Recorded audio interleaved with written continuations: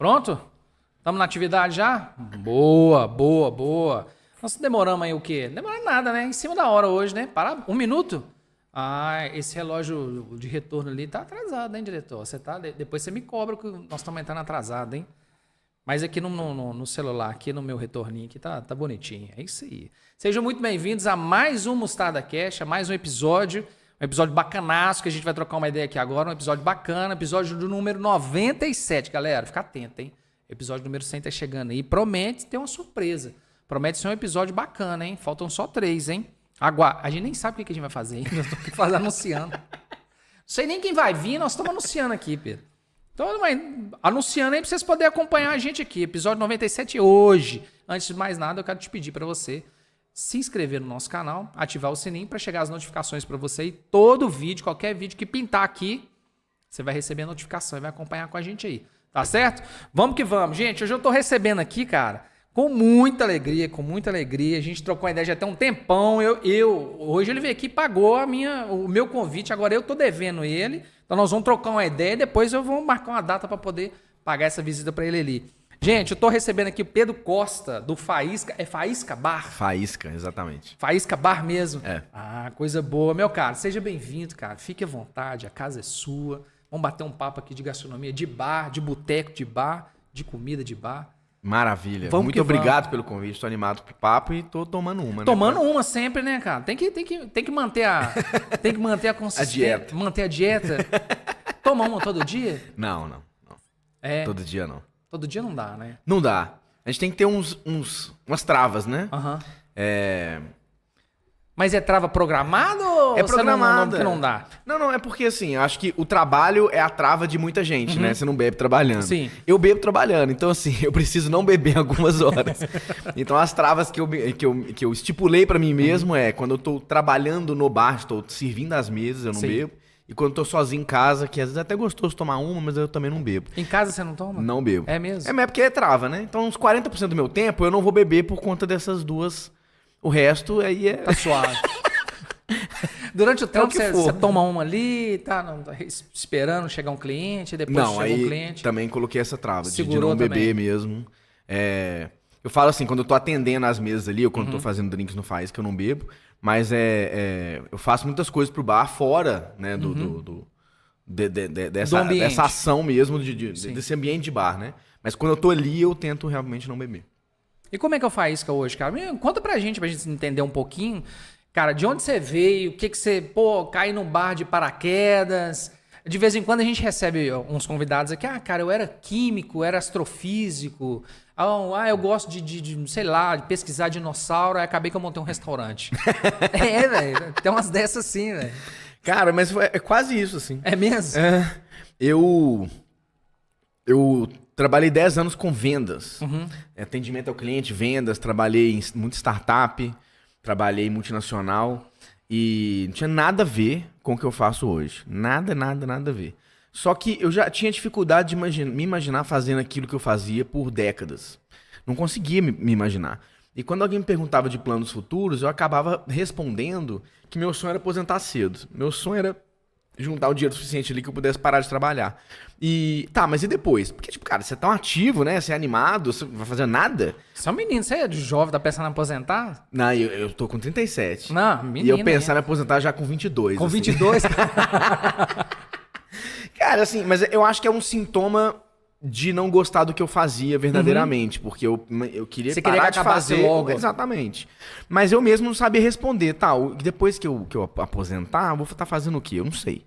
E aí eu comecei a nutrir essa ideia de talvez abrir um bar quando eu comecei com um bar por semana. Então, assim, comecei a falar de bar, comecei a conhecer muito dono de bar, comecei a achar a lida um pouco interessante e pensei, vai ser meu plano para quando eu aposentar. Então, Você estava trabalhando ainda quando você começou com o bar por semana. Exatamente. Só para explicar pro pessoal que tá em casa, você tem uma página, né? Uma página que você visita bares frequentemente, que você comenta ali sobre a gastronomia, sobre o bar, você leva ali, vamos falar assim... tem gente que não gosta de falar eu sou influenciador. Não sou influenciador. Eu vou lá e mostro pra galera e tal. Como é que você lida com isso? Eu não definiria melhor do que você, cara. puder escrever minha bio, pronto, melhor. É isso. Basicamente é isso, mas eu me defino, acho que como criador de conteúdo. Criador assim. de conteúdo. E o conteúdo que eu crio, ele é em volta da rotina boêmia que eu já tenho, assim. Então, é bem orgânico das coisas que eu faço mesmo. E quanto tempo você tá aí rodando com a página? Desde 2019. Desde 19. É. E aí, pensava, beleza, quando eu eventualmente parar de trabalhar, vou abrir um bar. Só que, quando chega a pandemia, no mês de 2020, e eu não tava trabalhando, eu acabei sendo desligado num layoff de uma empresa que eu tava, eu comecei a pensar, cara, será que não é o momento que, às vezes, assim, os bares estão precisando de um investimento agora, porque estão péssimo, então assim, com muita dificuldade. E eu tô com uma grana, então eu invisto, viro sócio, e aí depois, enfim, eu vou aprendendo sobre e vou vendo se eu gosto. Eu não gostava muito da ideia de me imaginar dando all-in na gastronomia, porque eu não tinha certeza se eu ia querer mexer com aquilo. Sim. Então eu não queria comprar um bar sozinho, eu queria virar sócio de um bar que fosse continuar. Fiz uma listinha de bares que eu conhecia, que achava que tinham sentido. Você ia fazer uma proposta de investimento. Exatamente. E um deles deu certo, que foi o Saruê. Aí na época tinha, não sei se vocês conheceram o Saruê, mas era um bar de cerveja artesanal e samba. Na época no Castelo, mas igual eu falei, tava fechado, né? Então era um investimento ainda de muito risco, porque podia, sei lá, demorar 1 ano pra reabrir, 2 anos. A gente não sabia, né? A pandemia, nessa altura, que era julho, a gente não sabia mais nada. Abril, maio, a gente achava que ia durar pouco. E aí, de setembro, outubro, a gente tinha certeza que ia acabar, porque começou a ter um papo de vacina. Até flexibilização. Julho, estava meio que no escuro, né? Então, eu acho que tinha um risco grande, mas eu acho que a proposta ela foi condizente com o risco, assim, né? Porque, cara, um bar cheio, vendendo bem, vai pegar sócio? Não vai. Não tem porquê. Então, assim, você consegue entrar num negócio interessante quando o negócio realmente precisa. Mas você pensou nessa estratégia para comprar o bar ou veio na cabeça para você poder investir e você estava na pandemia? Eu achei que era o melhor momento para casar essas duas situações. Eu tinha tempo para dedicar, dinheiro para dedicar, e o bar tinha necessidade de alguém com tempo e dinheiro. Essa grana você tinha juntado ou você pegou da empresa que você saiu? Não, tudo assim, né? Mas eu sempre fui responsável com grana. Então eu tinha um dinheiro para fazer isso. Sim. E aí, no mês de 2020, né? Aí eu virei gerente do Saruê, comecei a aprender ali sobre o negócio, comecei a gostar. E aí, depois de um tempo ali como sócio investidor, eu acabei ficando responsável também pelo financeiro. E acho que foi onde eu me encontrei mais ali, sabe? Porque, por mais que eu gostava da rotina ali de gerente, achava interessante, eu passei a vida construindo uma rotina, relacionamentos, namorada, família, pessoas que têm sábado e domingo na vida. Eu, de repente, não tinha mais o sábado e domingo. Eu comecei a ficar muito ansioso por perder tudo que eu geralmente podia ir, né? Porque a pessoa que sempre mexeu com isso, ela já tá acostumada. A vida dela já é essa. Já casa com uma pessoa que também tem essa rotina, não sei. Eu não, de repente eu não consegui mais nada. Os horários que eu tinha, tipo terça-feira, eu não consegui sair com ninguém. Então eu só consegui encontrar amigo quando eles iam no bar. E essa rotina, especificamente, eu pensei assim, cara, eu vou ter muita dificuldade de inverter minha vida nesse sentido. Mas assim, será que é aqui que eu vou me encontrar na gastronomia? E aí, quando eu fiquei responsável pelo financeiro do bar e eu vi que eu tinha uma capacidade legal de fazer aquilo, eu fui entender também que era uma grande deficiência dos bares no geral. Porque o empresário, né, o dono de bar, existe esse estereótipo de que ele é bom tecnicamente, né? Às vezes é um bom cozinheiro, é um bom garçom, mas ele não entende de administração. Não é um bom gestor. É um estereótipo, mas ao mesmo tempo se justifica em muitos casos. Realmente acontece. Então eu pensei, cara, se eu me especializar nisso aqui, nessa parte de gestão do bar, pode ser que eu consiga ser relevante e meu trabalho seja mais em horário comercial mesmo, assim, né? Não somente no bar. E não que eu não goste, né, de ir no sábado, no domingo, mas tipo, não imaginava naquele momento que minha vida seria a vida de gerente do bar como vinha sendo. Beleza. Você enxergou isso como uma abertura de negócio também. Exato, exatamente. Porque você pensa, cara, imagina, né? Eu tô entrando num negócio que eu não sei nada, né? Não tenho um background disso, não tem família que tem bar, não tem amigo que tem restaurante, eu não sei nada. Eu sei como consumidor e eu não posso dizer que eu entendo do setor fazendo resenha de bar há poucos anos, assim. Não sei nada. né? E a sua ótica também é do lado de cá do balcão, né? Exato, exato. Então, quais habilidades que eu tenho, que eu desenvolvi na vida, eu vou conseguir colocar em prática aqui nesse negócio novo, nesse setor novo? Eu não sabia. Então, essa parte de administração, de gestão de pessoas, fluxo de caixa, coisas que eu tinha aprendido ali até então, elas me foram úteis nesse nível, assim. Então, o restante eu fui aprendendo, né? Muita coisa eu fui aprendendo, mas isso foi, acho que eu consegui agregar mais rapidamente no setor, foi nessa parte de administração mesmo. E como que foi essa transição do Saruê até você passar pro próximo passo? Vamos lá. Inicialmente eu estava no Saruê, mas eu acabei aceitando uma proposta para continuar no mercado, né? Para ser gerente regional de uma empresa. E aí eu fiquei mais como sócio investidor, saí da gerência do bar, fiquei como sócio investidor, participava das reuniões, dava ideia, ajudava como podia. Mas eu fui me envolver mais nessa parte financeira aí, eu diria que foi 2022. Então, assim, 2 anos aí depois de eu me tornar sócio é quando eu comecei a mexer com a parte financeira. Isso no Saruê ainda? Isso no Saruê ainda. E foi no momento que a gente começou a pensar em abrir uma segunda unidade, então a empresa estava crescendo. E a empresa que eu tava também estava crescendo. E aí, de repente, ficou impossível coordenar as duas coisas, igual eu vinha fazendo. Eu tive que me decidir por um ou por outro. E quem me pediu para decidir foi o dono da empresa que eu tava. Da empresa lá. Cara, respeito demais você tem bar, gosto da ideia, Legal, parabéns, legal. Mas assim, eu tô no momento que eu precisava de alguém aqui mais do que você está. E acho que ele falou isso muito com a impressão de que eu ia virar e falar, não, realmente, você tem razão, deixa eu focar. Mas aí foi o contrário. Falei, não, então eu preciso sair. E acho que foi o grande passo assim, que eu dei. Então, no meio de 23, tem 3 anos isso, eu comecei a dedicar só para isso. Então, saí do emprego que eu tava e nunca mais mexi com essa parte de vendas, né? Igual eu mexi. Então, mas você foram saiu 10 na anos certeza ou não tava meio com dúvida? Eu tô te perguntando... Até hoje eu não tô na certeza, Maia. Peraí, né? Tá brincando. Tá no processo. Tá no processo. Mas me pergunta pelo seguinte, o pessoal assiste a gente, às vezes a gente comenta, às vezes tá numa consultoria, num bate-papo. Cara, eu não sei se é isso... eu tô montando... Cansei de receber gente pra gente poder bater um papo. Não, tô montando um negócio, eu vou investir nisso, eu tô construindo e tal. Pô, bacana, tá investindo uma grana. Te perguntei, é uma grana que você guardou? É uma grana... acerto de empresa? Não, eu tinha aqui um investimento, eu tinha uma bolsa lá guardada e tal. Não, que legal. Mas eu não sei se é isso, cara. No meio do... Sim. Os pedreiros ali moendo. Não sei bem se é isso. Como que tem essa incerteza no meio do caminho, cara? Cara, é complicado mesmo. Eu brinco que eu ainda não tenho certeza, mas eu tô brincando, assim, eu tenho. Sim. Mas é porque inicialmente, eu nunca tinha tido tanta insegurança financeira na minha vida ainda, né?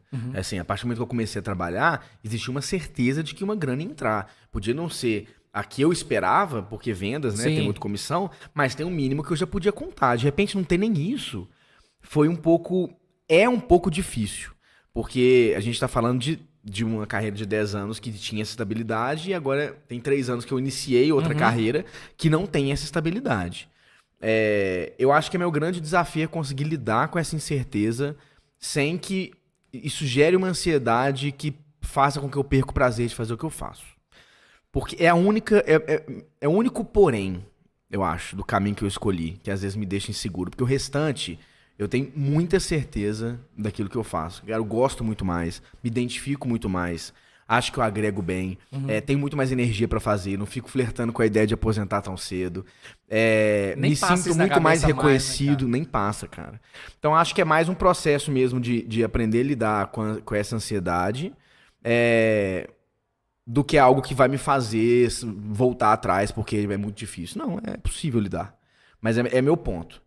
E às vezes quando alguém me pergunta sobre isso, né? Tipo, você acha que eu mexo com isso? Eu tenho vontade de abrir um negócio. É pra onde às vezes eu tento levar a pessoa pra pensar. Assim, cara, eu acho que uma grande troca de uma coisa muito segura que, na verdade, não existe tanta segurança assim, né? Porque você pode ser demitido. Hoje em dia não tem isso mais. Mas só que a impressão de segurança, ela vale mais do que a própria segurança, né? Igual, por exemplo, você se sentir seguro no seu bairro porque você cresceu ali e nunca foi assaltado. É sua impressão de segurança. Eu posso chegar lá e também. Exato, né? E eu acho que é muito isso. Nunca passei fome, nunca passei necessidade. Mas só que o fato de que não existe nada que me garanta que no mês que vem eu vou receber salário, né? Gera uma insegurança. De Fala fato. que te dê a garantia que você possa passar uma dificuldade no mês que vem, Exato. que te dá uma... Exato.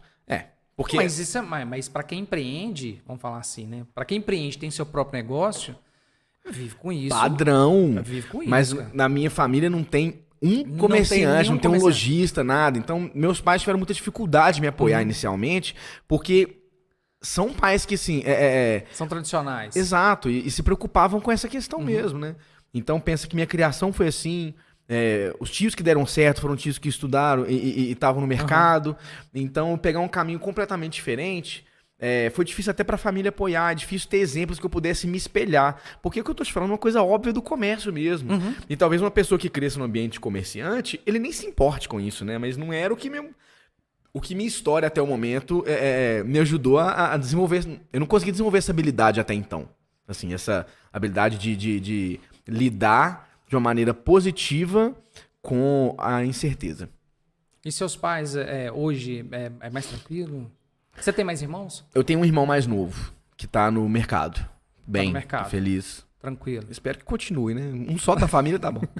Mas meus pais hoje, eles me apoiam e eu vejo esse apoio até antes deles falarem, pela maneira com que eles interagem com as coisas que eu produzo. Então, compartilhando um vídeo, divulgando o bar pra alguém, falando com orgulho do bar pra alguém. Então, isso faz com que eu perceba que existe, de fato, um apoio, né? Mas acho que foi importante. Eles precisaram ver que eu ia, de fato, prosperar minimamente pra conseguir relaxar e curtir o que eu fazia. Porque no início, quando eu, de fato, não vou mexer com isso, eu acho que eles evitavam até falar disso. Para não te incentivar mais, né? Talvez pra isso, né? Foi difícil pra eles também. Você acha que empreender em BH, na nossa região, nós vamos falar um pouquinho mais da página, que eu acho interessante. Mas você acha que empreender em BH, cara, hoje é um desafio grande não vou falar concorrência, porque eu tenho uma opinião que, concorrência é sempre bom. Mas tem muito, vamos falar assim, tem muito empreendimento abrindo e muito empreendimento fechando por falta de estrutura. A gente tá batendo um papo aqui que você foi se estruturando, você foi pegando casca durante o tempo, ouviu seus pais, os amigos, teve essa mudança, tem essa insegurança, você falou que é um cara que lida bem com grana, mas hoje a gente vê muita gente abrindo e muita gente fechando. Você acha que o mercado como um todo, em BH, na região metropolitana, vamos falar assim, ele propicia para isso? Ou o pessoal tá viajando muito e tá embarcando numa coisa sem informação nenhuma? Eu tenho uma opinião, mas eu não sei se eu posso falar do empreendedorismo de uma maneira geral. Acho que eu posso falar um pouco mais sobre o comércio. Fica à vontade. Né? Eu acho que hoje Belo Horizonte não é uma cidade muito propícia ao comércio. Os comerciantes estão passando... Tem tido dificuldade de prosperar. Por quê? Eu acho que a cidade, as pessoas estão circulando menos nela como já circularam. Estão indo embora para casa bem mais cedo, estão saindo menos durante a semana, por vários fatores. Um dos fatores acho que é segurança, de fato. Outro fator é transporte público. Outro fator é cenário macroeconômico. Então você tem menos dinheiro para sair, você vai sair uma vez por semana, você não sai mais 3, 4, né? E tem vários outros fatores ali que eu acho que faz com que as pessoas circulem menos. E o que eu acho que pro comércio é muito ruim, né? Por exemplo, Café Nice. Escutando o pessoal do Café Nice falar que no passado o pessoal saía do cinema ali, do Cine Teatro Brasil, tomava um café antes para casa, 10 horas da noite, 11 horas da noite. Então ele ficava aberto até esse horário. Hoje ele fica até 7, porque ele já tá pagando funcionário até 7, porque depois das 5 já não tem movimento. Então assim, eu dei um exemplo, mas esses são vários exemplos que eu acho que sustentam isso. Beleza. Quando a gente fala que a BH é a capital dos bares, acho que cria-se um imaginário de que é bom para abrir bar. E eu não acho. Esse ponto eu queria chegar contigo. Eu não acho que é um lugar bom para abrir bar. Eu acho que tem muito mais bar do que tem demanda. Então a lei da oferta e demanda no Belo Horizonte, no momento, ela está descasada. De fato, é a cidade que talvez tem mais... Talvez não, acho que tem mais bar per capita mesmo, né? Mas a boa parte desses bares, assim, eles não vendem bem, assim, eles não recebem a quantidade de clientes mínima ali que justifique. Então fecha-se muito bar, e ao invés de fechar muito bar, e aí vai equilibrar a oferta e demanda, por conta dessa impressão de que é um lugar bom para abrir bar, abre-se a mesma quantidade de bar que fechou. E aí continua sem a quantidade necessária ali de clientes. Eu vejo muito pessoal, pô, fechou um bar ali, eu vou abrir no mesmo lugar, porque o cara era um lugar muito bom, ponto bom, e não tinha gestão. Eu acho que o cara ali não vendeu direito, não soube trabalhar, porque eu ia lá e, enfim. Acho que é o que você falou, não tem essa demanda para tanto bar Não, abrir. cara, infelizmente. E no lance do diferencial, porque hoje em dia, a gente sempre fala muito sobre isso. Qual que é o seu diferencial? Por exemplo, aqui eu atendo muito bem, aqui é minha comida de qualidade, o meu almoço é quentinho, minha bebida é... Pô, isso não é diferencial, cara. Não. Isso é... Você abrir o negócio, isso é... Básico. É o básico, você tem que entregar isso. E às vezes o pessoal tá... porque... não é o seu caso. Meu avô teve um bar e quando eu era moleque eu tava lá com ele, eu sei mais ou menos como é que funciona. Não é meio por aí, né? Não, não é. E eu brinco que, assim, informação do meu sovaco, né? Mas se BH tem 5 mil bares, acho que precisava ter 4 mil, entendeu? Porque acaba que a oferta e demanda realmente não... Acho que hoje ela não tá equilibrada. Não que eu não acho que vale a pena abrir, porque eu acho que sempre cabe gente boa, né? Então, assim, cara, você tem uma boa ideia, você tem condições de abrir, você tem uma responsabilidade fiscal ali, vai saber gerir. Sim. Cara, a chance de você prosperar ali existe, né?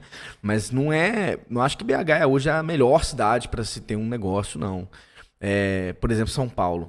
São Paulo é uma cidade que é um lugar melhor para o comércio, porque a própria cidade te oferece dificuldades que o comércio resolve para você. Então, por exemplo, se você vai demorar 3 horas para chegar no trabalho, você não consegue fazer comida em casa. Você não pode fazer café da manhã em casa, não pode se dar esse luxo.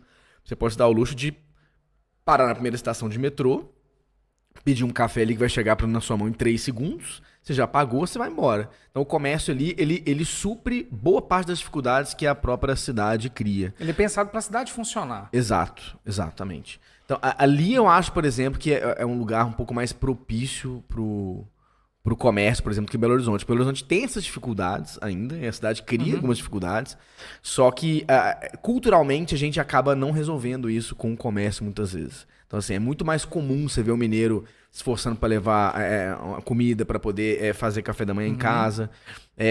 O mineiro, muitas vezes, ele quer voltar em casa para poder arrumar e sair, o que em São Paulo, por exemplo, não acontece. Não tem como. São Paulo, se você não vai no happy hour, no bar do lado do trabalho para fazer um happy hour, você não vai, né?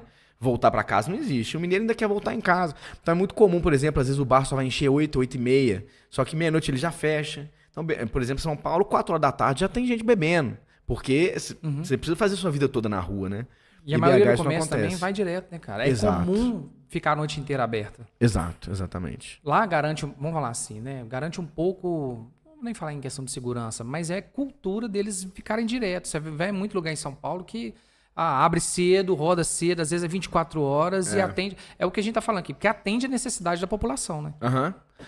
Aí acaba que BH enche tarde e fecha cedo. Então você tem pouco tempo de venda. No Saruê a gente brigava muito com isso, porque o samba começava tipo às 7 horas, mas o lugar só enchia 9. Mas música depois das 10 já dificulta. Então você tinha 1 hora de boa venda, 2 horas, né? Então... E não adianta também, vamos começar o samba um pouquinho mais tarde, porque aí... Não, você não pode porque você não pode, né? Você não vai chegar fiscal, não pode e tal. E chegar mais cedo, fazer uma promoção assim, cara, rodada tripla, pra você chegar às 5 horas da tarde. O pessoal não vai. Não vai. Porque realmente não é essa cultura mesmo, assim. A cultura é chegar em casa, arrumar e sair. Não é fazer tudo na rua o tempo todo, chegar e ir pra casa só dormir. Não é cultural do mineiro isso. Então acho que a gente tá com essa questão hoje um pouco desbalanceada no comércio de oferta e demanda. E que faz com que, não sei, até que ponto hoje é o melhor negócio possível pra você abrir em Belo Horizonte um bar, não. Você tá falando isso com dores de dono de bar?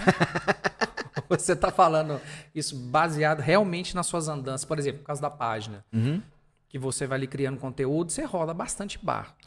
E você não vai no bar, vai tomar uma, você escuta também o dono do bar. Sim, exato. Você escuta as dores do cara, o que ele tá passando. Você gosta de ouvir isso. Você procura trazer isso. Às vezes você leva alguma solução. Pô, nesse bar aqui eu vi que o cara fez isso. Se você fizesse também, você tem essa troca? Ou você é daqueles caras, não, produzi meu conteúdo, obrigado, irmão. Não, né? Não, eu contribuo muito. Até tem um grupo de dono de bares, de lugares que eu já fui. O pessoal gosta de trocar ideia, às vezes indica um fornecedor. Vez ou outra eu faço algum vídeo sobre gestão de bar, sobre comunicação de bar lá na página também. O Instagram não te permite direcionar perfeitamente conteúdo para diferentes públicos, né? Mas eu tento agregar de várias maneiras. E eu escuto sempre as mesmas coisas, né? Que é mão de obra, transporte público, é lixo. E o pessoal falando assim, me ajuda a bombar minha quarta. Eu falo, meu irmão, assim, se eu tivesse esse poder, eu tava milionário. Todo mundo tem as dores da quarta, exato. Então, hoje, às vezes, tipo assim, eu vou fazer até um vídeo pra ele. Por exemplo, ele vai me contratar pra fazer um vídeo, sei lá, pra divulgar a quarta. Aí você vai assistir o vídeo e falar, cara, que legal, que lugar legal, eu vou lá na sexta-feira. Você não está nem aí pro fato de ter na quarta-feira uma promoção. Uma pessoa ou outra vai aproveitar. Mas, na verdade, não vai te convencer que o melhor dia pra ir naquele lugar é a quarta-feira. Ou então, 2, 3 semanas ali ainda vai gente, mas a tendência é ter uma média baixa de frequência nesses dias que já não tem uma média alta de frequência mesmo. E hoje em dia não adianta criar também muitos artifícios pra quarta, pra uma quinta, às vezes até pra uma terça-feira. Tem locais, eu abro aqui de terça a domingo. Minha terça-feira é muito fraca. E eu acho que o pessoal ainda... Lá no seu bar, quais são os dias que você abre lá? Eu só fecho terça e quarta. Só fecha terça e quarta. Então, de quinta a segunda você abre. Exato. Tem gente que... Você sabe, você roda... Tem gente que eu abro de quinta a domingo. Abro sexta, sábado e domingo. Pra mim tá tudo certo, tá legal. É um novo modelo. Já tem muita gente que faz... Mas é um novo modelo. Pensar um negócio assim... em dias específicos, o meu dia que dá mais movimento, sexta, sábado e domingo, eu vou trabalhar só esses dias, vou focar minha energia aquilo ali, os meus gastos ali, pego um freela, ou meu funcionário vai trabalhar aqui e eu libero para fazer outra coisa durante a semana. É um modelo validado, é um modelo comum que você vê em BH, ou isso ainda são poucos que tem? Não, tá cada vez mais normal. Cada vez Reduzir mais normal. a semana. Reduzir, No Saruê, cara, eu briguei muitas vezes por isso, assim, que, cara, eu não queria abrir quarta, não queria abrir quinta. Eu queria ser sábado e domingo, é quando a pessoa quer escutar samba e quando ela quer beber mais, que era o que fazia sentido pra Era a gente. proposta do bar. Exato. E, por exemplo, Madureira hoje, né, que é uma casa de samba conhecida em BH, sexta, sábado e domingo. E aí, como ela só funciona 3 dias, todo mundo ali é freela. E aí ela funciona assim, tá? Pergunta se ela quer abrir segunda, terça, quarta. Não quer abrir. Mas eu acho possível esses dias ter demanda. Por exemplo, tem o Bar do Chico na terça-feira, que é tipo uma resistência da terça. Porque é até difícil indicar coisa terça-feira. Porque realmente é o dia mais carente. E ele lota. Aí você vê aquilo e fala assim, vou abrir. Não é simples assim. Você precisa fazer a comunicação chegar nas pessoas que querem ir. Você precisa perseverar até esse negócio... dá até certo. Rodar, funcionar. Mas de fato, assim, pode ser que dê. Agora, porque deu certo a terça, vai dar certo a quarta? Não necessariamente. Tem gente que consegue emplacar vários dias na semana e maravilhoso, né? Mas eu acho que a gente precisa escolher um pouco as batalhas. O Faísca, quando a gente abriu, eu sempre quis que a gente abrisse na segunda-feira, porque hoje eu acredito mais na segunda que na quarta-feira em Belo Horizonte. Porque eu acho que tem talvez a mesma quantidade de pessoas querendo sair na segunda e na quarta. Só que a oferta na quarta-feira é o triplo da segunda. Então, nessa parte de oferta e demanda, eu imaginei que eu ia conseguir atingir as mesmas pessoas da quarta, mas que tem uma oferta muito menor de bares. E funcionou. E além disso, a gente recebe... É quando a gente recebe dono de bar, quando a gente recebe chefe de cozinha, quando a gente recebe bartender. O dia que tá fechado e Exato. o dia eles vão lá tirar. E aí a gente faz questão de fazer uma rodada dupla estendida pra valorizar essa galera. E aí é o dia que eu mais amo tá lá. Os clientes que eu mais gosto, geralmente os clientes vão na segunda-feira, porque é o pessoal que entende o rolê, que, tipo assim, cara, aprecia aquilo que a gente tá fazendo, que muitas vezes tem paciência com pequenos erros. Não que eu não gosto dos clientes das outros dias, tá? Pelo amor de Deus. Mas é porque existe uma empatia muito grande também. Com quem é da noite por parte de quem é da noite, né? Então, assim, foi o dia que eu quis bancar, que eu quis comprar a briga. E aí hoje dá muito certo. Por exemplo, a segunda-feira lá enche mais do que as quintas, enche mais que algumas sextas. Então é um dia validado. Pô, dá certo a segunda, vai abrir a terça? Cara... Não necessariamente, né? Faz um estudo, dá uma rodada na cidade, vê o que abre na terça, vê o que o pessoal quer consumir na terça, visita os bares que abrem na terça, conversa com os donos, quer bancar a terça? Banca. Vai ficar 3, 4 meses funcionando na terça antes de desistir. Porque, cara, realmente são dias que tem menos demanda. Não foi legal e pega e fecha. Exato. Não adianta. Antes a quarta era o dia do futebol, né? Então, assim, os bares iam encher por causa do futebol. Agora tem futebol todo dia. Tem jogo segunda, tem jogo terça, jogo quarta, jogo quinta. Então, assim, não é mais o dia. Tudo bem que muitas quartas quartas tem futebol. Mas pensando em Atlético e Cruzeiro, não é... Toda quarta-feira tem jogo de Atlético e Cruzeiro? Não tem. Então, assim, um bar de futebol, ele vai ter que passar o jogo todos os dias, né? E um bar que usava a quarta-feira por motivo de futebol, esse bar também tá vazio. Não é muito perigoso também você condicionar o seu negócio a uma outra situação? Por exemplo, bar de futebol. Eu vou passar um bar de futebol aqui, o cara faz um planejamento no ano. Vou passar aqui, dá um exemplo, vou passar um ano aqui o Cruzeiro tá na Copa do Brasil, tá no Brasileiro, tá na Libertadores, então eu tenho um volume maior de presença, entendeu? Aconteceu que na primeira fase o time saiu. Pronto. Ele fica focado só nesse tipo de é uma decisão, né? Eu acho que o cliente de futebol, ele quer emular a experiência do estádio. Então é importante que o bar esteja com adereços, que tem outros torcedores ali pra dar pitaco, pra gritar gol. Sim. Isso é importante. Eu ser um bar que tem uma TV, ninguém quer ver jogo ali. Né? Assim, não é o que vai atrair, quer emular a experiência de estádio. E aí você, nos dias de jogos, você tem uma vantagem competitiva enorme em relação aos lugares que não passam o jogo. Perfeito. Mas quando os times locais não têm sucesso, você também perde na mesma medida, né? Então acho que é uma decisão de negócio, porque ninguém quer ir num bar temático de futebol em dias que não são de jogo. Cara, bar temático de futebol, pena pra levar gente num sábado, pena pra levar gente numa sexta. Assim, é loucura, desde quinta-feira o bar não cabe gente e sexta tem uma mesa. Porque é isso, ele é feito pra isso, né? Então, mas é uma decisão de negócio, assim, fazer os cálculos ali. Temas, por exemplo, você já deve ter rodado em bares temáticos de outras situações. Comida espanhola, comida mexicana, comida, sei lá, qualquer tipo de comida específica, entendeu? O que você entende nessa experiência, por exemplo, do bar de futebol, que é muito comum. Até tem muito bar que nem é temático, passa ali a TV ali, engaja naquele dia, o cara não está esquentando muita cabeça com isso. Porque ele às vezes entendeu que o plano B dele é o futebol, não é o plano A. Esses outros bares temáticos, assim, hoje em BH, você acha que... Cara, eu acho que tem... Vamos dividir isso aqui em dois. Acho que o bar de gastronomia temática é uma situação, e o bar temático, por ter uma proposta de uma decoração temática, de uma atividade temática, é outro. A do gastronomia temática, eu acho que tem demanda, mas te demanda um esforço de conteúdo muito grande. Por quê? Eu quero comer taco semanalmente? Não. Mensalmente? Talvez também não. Então, se essa informação não chegar pra mim, eu não vou nem lembrar, né? Então, eu preciso me esforçar muito na comunicação. Vai ter mais energia pra poder estar presente ali. Exatamente. Por quê? Se eu posso, às vezes, no Faísca ter uma recorrência de uma vez por mês com um cliente fiel, num bar de gastronomia mais temática, eu vou ter uma vez por trimestre, né? Então eu preciso fazer meu conteúdo chegar em mais pessoas. Sim. Minha opinião. Agora, um bar temático, às vezes igual, por exemplo, o Seu Madruga, que abriu aí na cidade. Cara, todo mundo vai pra tirar foto. Se o resto do bar não sustenta a experiência, depois de 2 anos ali de Instagram, de foto e vídeo, ninguém mais... Né? Exatamente. Foi exatamente o que aconteceu. Cara, eu não sei até que ponto BH tem espaço pra isso, não. Não sei mesmo. A maioria que eu vejo... O único que eu vejo que é longevo é o The House. Que assim... Que é bem tematicão, assim, né? E aí tá aí já tem muito tempo. Mais de 15 anos, não sei. Tem muito tempo. O resto é muito pouco tempo que funciona, né? A galera enjoa. E não tem nada que sustente ali o restante, né? Da coisa, né? Porque, pô, o ideal do Seu Madruga era, já fui 2 vezes, já tirei foto, agora eu só quero entrar, sentar ali, porque o rango daqui é bom demais, só que na prática não é. O esforço todo vai pra sustentar aquela parte temática e a gastronomia vira só um adereço, né? Fica em segundo plano.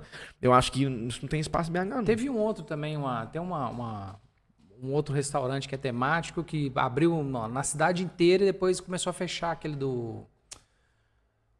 Tem o... Como é que chama lá? Mundo Animal. Mundo Animal, na Catalão ali, né? Virou, pois é, tinha Contagem, aí não sei se foi pro Shopping do Avião, se tem ainda, era um espaço muito grande próximo ao Carrefour, mas assim, você pensa nesse restaurante, por exemplo, vai fazer o quê? Vou fazer uma festa infantil, o bichinho vai lá vai dançar e nós vamos embora pra casa. Porque eu acho que o que realmente aconteceu com eles. Porque eu não penso assim, vamos sair pra dar um rolê com a galera, pra nós tomar vamos no Mundo Animal. Nós vamos aonde? Eu tenho filho, você tem filho. A gente não quer trabalho com os meninos. Nós vamos num bom bar que tem um espaço kids mediano. É isso. Entendeu? E tem um monitor ali que vai olhar os meninos, que Eu tenho qualquer um coisa espaço pega e kids volta. incrível e a gastronomia ser ruim também não sobrevive. Porque ali o pai tá pensando na experiência que ele vai ter e em segundo plano é que o filho vai sem ter, dúvida, né? Sem dúvida. Então eu acho que, tipo, em Belo Horizonte não tem espaço pra gastronomia ser um adereço, uma coisa de segundo plano. Não tem espaço, não sobrevive. Mas você acha porque de tudo que a gente falou aqui, mas também pela nosso conservadorismo? A gente é exigente com comida, cara. Eu acho. O mineiro, ele faz questão de comer bem. É porque a gente conhece bem comida, né? Sim. Mineiro conhece bem comida. Até quem não trabalha com gastronomia, pô, quer comer bem e conhece bem. Um exemplo disso, e eu fico impressionado, é o comida de boteco. Em outras cidades, não sei se você já teve experiência de comer comida de boteco em outras cidades. Não, só BH. Tem cidade que você olha, às vezes, o campeão da cidade seria rebaixado aqui em Belo Horizonte. E nem desmerecendo a gastronomia da cidade, não, assim. Mas, cara, aqui a gente tem um nível de exigência. Então, assim, o que virou comida de boteco hoje? Você é dono de um bar e você tem pretensão de ganhar comida de boteco, você tem que fazer comida pra 10 pessoas. Porque a galera vai chegar lá numa Kombi, cheia de gente, quer comer muito, quer que seja caldoso, quer que tenha muita proteína, e exige essa exigência. Agora, quem for campeão nacional, eu até esqueci de que cidade que é, mas são 3 bolinhos o prato. Entendeu? É um negócio muito mais... Aqui em Belo Horizonte, mais conceito ninguém do vai. Ninguém vai num bar que inscreveu um petisco, 3 bolinhos Não, comida de mas boteco. a galera de BH já entendeu como é que funciona uma comida de boteco pra cá, né? Pra cá. Pra Exato. cá. Você vê que os pratos são... É o que você falou, são pratos fartos, pedaços Que grandes. parece até uma janta, Parece não uma parece petisco, janta, não né? parece petisco. Tem muitas, às vezes eu posto, tipo assim, uma coisa dessa, tem muita essa crítica. Pô, mas isso é uma janta. Mas assim, o bar tá jogando o jogo. Ele percebeu que é isso que ganha, ele vai fazer o oposto? Não vai, Qual não, que é o é. sentido? Ele tá na comida de boteco ou pra ganhar dinheiro ou pra ganhar título, né? Os dois Mas só vem com acho que um fartura. puxa o outro, né? Um puxa o outro. Porque o circuito, por exemplo, no comida de boteco, rola o circuito. E hoje em dia você vê muito grupo. Vamos rodar. Você vê muito na rede social. Vamos rodar no comida de boteco. Que virou também tradição da galera se juntar e rodar. Vamos rodar pra quê? Pra votar? Não, cara. Vamos rodar pra nós experimentar. Isso. E fatalmente você vai votar ali na hora. O Isso. papelzinho vai votar ali. Sim. Então virou essa tradição também. E eu costumo dizer o seguinte. Pô, você tá na gastronomia. Você tá rodando. Seu paladar fica exigente. Você tá bebendo. Seu paladar começa a ficar um pouco mais apurado. É normal. Exato. Você tá comendo, pô, hambúrguer. Pô, esse daqui tá diferente. Pô, essa carne não tá legal. É pizza todo dia. É um torresmo. Pô, esse torresmo tá diferente daquele. Esse aqui não tá bacana. Hoje em dia, eu acho que a galera, Minas, BH também, já tá começando a ficar com o paladar um pouquinho mais... Até te pedir uma impressão sua em relação a isso. Para produzir conteúdo, você pensa nessa galera que já tá mais antenada em algumas coisas para você passar mais credibilidade? Ou, cara, vou passar minha verdade e compra a minha galera que tá aqui, tá tudo certo? Porque eu tô te perguntando o seguinte, existe muito questionamento hoje em dia. Tem uma galera das antigas que tá em BH, a gente não vai, claro que a gente não vai mencionar nome, mas a galera das antigas fica muito no mais do mesmo. Eu acho que já perdeu um pouquinho daquele lance de credibilidade por ser uma coisa, por ser uma publicidade. Saca? Ô Pedro, vem aqui, cara, vou te dar uma grana aqui, fala bem fala bem da minha coxinha aqui, tá tudo certo. Pô, vou usar o meu prestígio, vou falar bem, você me dá minha grana, vamos embora pra casa. Só que aí eu vou lá comer a coxinha e nesse lance de exigência, pô, não é nada disso que o Pedro falou. Aí você começa a cair por terra. Aí tá uma galera que começa a viajar demais. Como que você lida com esse lance de produzir um conteúdo de verdade? Ou você não preocupa com isso? Não, essa é uma excelente pergunta. E eu acho que a resposta nem sempre teve clara pra mim. Até porque, inicialmente, eu fazia o conteúdo muito baseado em texto. E o Instagram, a internet foi indo muito pra vídeo. E eu demorei pra me estabelecer com vídeo. Inicialmente, quando eu comecei a fazer vídeo, meu vídeo era idêntico o de várias páginas que já faziam vídeo. Até porque eu acho muito difícil você não ser influenciado por coisas que você assiste com frequência. A gente quer replicar. Então eu demorei muito pra poder encontrar um formato, alguma coisa que eu achasse que aquilo era eu e que também pudesse ter relevância tanto pro cliente, pro seguidor, quanto pro cliente bar, beleza? Precisa ser um negócio que eu me sinto confortável, que o cliente veja relevância e que o bar tenha retorno. E é difícil isso muitas vezes, porque a maioria dos bares queria que eu fizesse o conteúdo padrão. Por quê? Imagina o seguinte, ele quer cliente. Daí ele vê que um vídeo que ele fez com a página X deu 1 milhão de views. E aí ele faz um comigo que dá 20 mil views. Ele foi um fracasso. Então, assim, ele acha que foi péssimo. Então, muitos já entram em contato falando assim, queria um vídeo igual esse aqui. E aí, o que eu sempre optei? Melhor não fazer. Eu realmente não quis fazer. Eu sempre quis levar a página para um lado onde as pessoas entendessem que eu tenho uma comunidade, que eu tenho uma audiência que é engajada, independente do tamanho. E eu consegui monetizar essa atenção com marcas que estão em volta desse universo. Então, pô, esse ano eu fiz coisa com a 99, fiz coisa com a Amstel, coisa com marcas aqui também, tipo a Jambruna, Gabarito, e por aí vai. Então, empresas que, assim, não são os bares ali mesmo, né, que gostam da minha audiência. É como eu gosto de fazer as coisas. Não fecha com bar? Cara, fecho. Só que eu faço muita questão de pesquisar o bar antes. Então, eu respondo muito assim, o pessoal pergunta, quanto é que é pra divulgar? Vale, qual lugar? Aí teve uma pessoa que falou assim, por quê? Depende, o preço vai mudar dependendo do lugar? Eu falei, não, eu só vou mandar a proposta dependendo do lugar. Mas não é num tom de desrespeito, é porque não adianta eu falar pra ele que vou fazer, minha audiência não gostar, eu fico muito ansioso, lidei com o cliente a vida inteira, de fazer um negócio que eu sei que não é o que ele tinha de expectativa. Então eu prefiro não fazer. Então acho que o que eu sempre tentei me diferenciar foi por essa curadoria pré mesmo, assim, de fazer boas pesquisas para entender se aquele lugar é um bom lugar para poder ir divulgar ou não, né? E aí hoje eu tô ainda mais restrito, porque 90% dos bares que eu divulgo são lugares que eu pesquiso, valido, vou, gravo, se eu gostei, eu posto, paguei minha conta, fiz, e é isso que minha audiência quer ver. Posso fazer um post de um bar ali que vai ser uma publicidade? Posso fazer, mas tem que ser um bar que eu iria organicamente também. Tem que ser um lugar que minha audiência quer ver, senão não funciona. Por exemplo, mais recentemente, fui convidado pelo Laicos para gravar o app de relacionamento deles, que eu acho uma ideia foda, uma puta de uma leitura de mercado, de comportamento, e tem tudo a ver com o meu conteúdo, né? Eu já tinha feito a Noite dos Solteiros no Faísca, cara, tudo a ver. Fiz e estourou o vídeo. Então, assim, pô, legal. Então, eles entenderam bem a página, eu entendi bem a demanda, tem a ver, quero fazer todos que eu puder.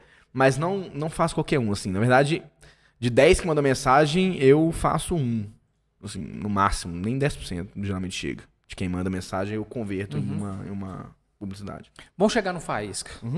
Aí, você saiu do Saruê, o Saruê fechou, como é que foi que você chegou no Faísca? A experiência do Saruê, pra mim, ela valeu de muita coisa. Foi a primeira aventura ali no setor, né? Mas durante os meus 5 anos de Saruê, eu vi que eu não queria mexer com evento. Porque eu queria me envolver na gastronomia, eram coisas mais relacionadas à comida mesmo. E o Saruê, a comida era uma coisa de segundo plano. Era até boa. Só que o primeiro plano é samba. Era um entretenimento. Sou um exímio frequentador de samba. Toda semana eu tô lá. Mas trabalhar com isso eu vi que eu não queria, porque o evento me dava muita ansiedade também. Tipo assim, cara, situação que se lota eu fico preocupado a prefeitura chegar e parar a festa. Se fica vazio eu fico preocupado se eu vou ter dinheiro pra pagar todo mundo na segunda-feira. São altos e baixos ali, que eu acho que minha vida já tem altos e baixos porque eu tô vivendo uma coisa nova. Então eu preciso que ela seja o mais estável possível. Você pode viver isso, mas num âmbito mais suave. Exato. Eu queria um bar que fosse menor, mais simples de gerir, que tivesse menos funcionários e que tivesse como principal produto a gastronomia. Então, ainda como sócio do Saruê, eu abri o Faísca. Você ficou chegou no a ser aí? Exato. Mas aí foram 6 meses disso, né? Então, depois de 6 meses eu acabei saindo do Saruê e fiquei só com Faísca. Então já tem 1 ano que eu tô só com Faísca. Só pra relembrar, você chegou a ser sócio no Saruê. Eu comecei como sócio do Saruê na pandemia, né? Que eu comprei uma participação. E o seu outro sócio lá, nesse momento em que você estava saindo, rolou litígio, como é que foi? Cara, o Saruê tinha muitos sócios. Muitos sócios? Eram 6 sócios. 6, cara? Exato. E aí, alguns não tinham função e outros tinham função. E divergências na sociedade foram um dos motivos que me fizeram sair. Laboral, né? Exato. Divergências na sociedade foram motivos que me fizeram sair, assim. Porque é muito complicado, assim, né? Você ter um negócio que é complexo, que tinha mais de uma unidade, que é um risco muito grande, né? E se você não tá muito alinhado com o seu sócio, aquela experiência ela se torna muito desgastante, né? Que era o que tava ficando pra mim. Já era tenso trabalhar com eventos, igual eu relatei. E aí, quando a gente não tá de acordo com os rumos que a empresa deveria tomar, realmente é muito complicado. Então, o motivo principal que eu saí foi por causa disso. E aí, depois de 6 meses, o Saruê acabou fechando mesmo, assim. Então, acho que o Saruê fechou a última unidade em dezembro. Eu saí em junho. O Saruê acabou fechando em dezembro, se eu não me engano. Mas eu já tava com a ideia já do Faísca, eu já tinha um tempo. Aí eu efetivamente abri em janeiro. Então, essa linha do tempo, né? Em janeiro abriu o Faísca, em julho eu saí do Saruê. Foi até vamos falar assim, uma segurança também que te trouxe. Ajuda muito, né? Porque eu não tenho o perfil de simplesmente sair do Saruê ali, agora deixa eu pensar o que eu vou fazer. Não, assim, eu gosto de pensar no... Cara, o próximo passo tem que estar minimamente claro. E até naquele momento eu ainda não tinha muita clareza se um bar por semana seria, por exemplo, um projeto que eu levaria com muita seriedade profissional, igual eu tenho levado agora. Então, cara, eu precisava de um plano A, e aí o Faísca se tornou esse plano A, e eu tive mais paz de espírito pra sair do Saruê. Você consegue monetizar bem hoje com a página? É uma Sim. pergunta, vamos falar assim, nem todo mundo gosta de responder. Às vezes a gente faz uma pergunta, traz um produtor de conteúdo aqui, um influenciador para bater um papo com a gente aqui, e já conseguiu monetizar? Como é que tá? A plataforma tá assim, tem uns que tá e tal, e não tá. Nossa, não sei se é um paradigma do nicho, vamos falar assim, tô ganhando bem e não tô. Entendeu? Porque eu sei que tem dia que você produz ali, cara, produz porque você precisa de ter case, você precisa de ter portfólio e tá tudo certo, cara. E funciona assim, entendeu? E daqui a pouco começa a pintar patrocínio, daqui a pouco começa a pintar publi e você começa a fazer o seu girar. Então, pra você hoje já tá... Hoje tá rolando. Tá rolando. Tá rolando. Já chegou nessa... Cara, a gente... Se monetizar e ganhar algum dinheiro com a página, a gente monetiza já desde 2021. Falo a gente porque eu tinha uma sócia, né, a Daiane, e a gente separou em março, mas aí juntos acho que desde 21 e 22 a gente já consegue ganhar algum dinheiro com a página. Mas era muito pouco perto do que a gente gastava com a página. Então a página custava mais dinheiro do que rendia. Só que eu sempre entendi que esse investimento ele precisava ser perene. Eu não posso investir quando eu ganho dinheiro, porque senão eu nunca vou ganhar dinheiro. Então, a publicidade, ela vem como se fosse uma coisa que você recebe para justificar o que você já gastou. Porque senão você não consegue fechar a própria publicidade. Sim. Então, acho que envolveu ter muita constância por muito tempo e envolveu também eu entender que eu precisava colocar um pouco mais minha vida ali, porque é até engraçado, né? Mas eu pensava que eu seria uma página de dicas muito mais interessante se eu só postasse dicas, né? É uma coisa óbvia de se pensar, né? Assim, se eu posso postar 10 vídeos onde 5 são dicas ou 10 são dicas, o que você prefere? 10 dicas. Só que não. Na prática, não é isso que as pessoas querem ver. E entendendo isso, eu comecei a colocar um pouco mais na minha vida, comecei a fazer muito mais caixinha de pergunta para conversar com os seguidores, comecei a responder muito mais comentário, muito mais DM, e fazer com que a página fosse um pouco mais natural, para que as minhas experiências não parecessem só dica, parecessem mais relatos do que eu fazia. E aí o negócio começou de fato a virar. Mas o comportamento também das pessoas mudou de lá para cá. Você falou que antigamente era mais texto. Eu lembro que da época que se começou, né, esse boom de rodar os lugares, era muito vou dar a minha avaliação. Estive no lugar tal, a minha avaliação segue abaixo. Aí vinha um textão, aí todo mundo lia, pô, gostei, nota sim, podia melhorar naquilo. Depois do comportamento veio a questão dos vídeos. O pessoal ter essa experiência mais real. O comportamento vai mudando para hoje, o lance das dicas, eu já prefiro ver você tendo a experiência, você curtindo, comendo, pô, tá legal, dá para ver sua expressão. É o que você falou, pessoal mais exigente, local, espaço, do que você chegava assim, gente, aqui foi bacana, gostei da experiência, eu tô indo embora e vocês podem vir. É muito mais leve. Muito mais verdade também, né? Exato. Cara, a gente tá falando de chefe mais cedo. Uma pessoa que eu gosto muito de ver dicas de gastronomia e que não é uma página de dicas, o Felipe Ramé. Sim. Cara, quando ele fala de restaurante, ele traz uma verdade, ele traz um olhar técnico, uma naturalidade na fala. Muito sereno, ele né? me Passa convence. convence. Ele convence. Agora, de 10 vídeos dele, um é uma dica, né? Mas eu poderia seguir ele só por causa disso, assim. E eu acabo envolvendo com os outros conteúdos dele, começo a gostar e de repente eu virei fã do cara. É isso que a gente quer hoje na internet.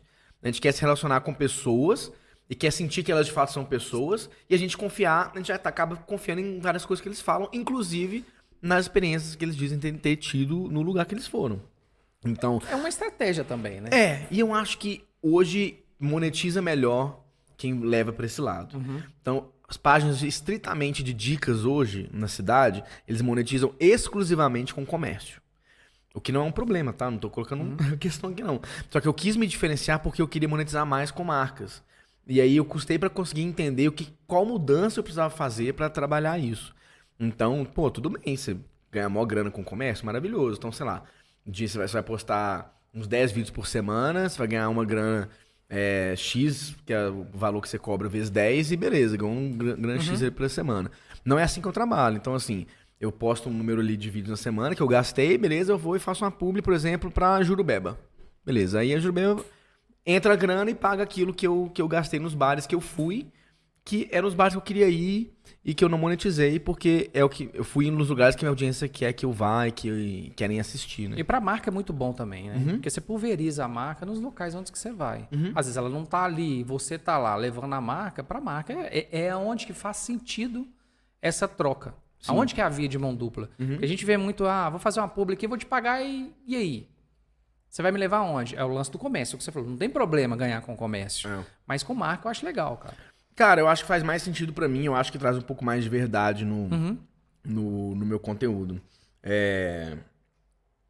Eu acho que de fato faz com que as pessoas sintam aquilo que eu quero transmitir, que é, cara, eu estou indicando esse lugar que eu fui porque eu acho genuinamente bom. E as coisas que eu não gostei estão sendo faladas no vídeo, por exemplo. Então teve um bar que eu fui que eu comi um peixe que eu adorei e a caipirinha tava tenebrosa, cara. Um negócio boa, assim, nossa, horrível. E aí eu falei sobre isso no vídeo. E eu tenho certeza que o cara recebeu muito cliente. Não é nenhum demérito, cara. Não tá boa. Não quer dizer que seu bar é ruim. Eu não quero levar o conteúdo pra um lado onde esse bar é péssimo, a caipirinha é horrível. Não.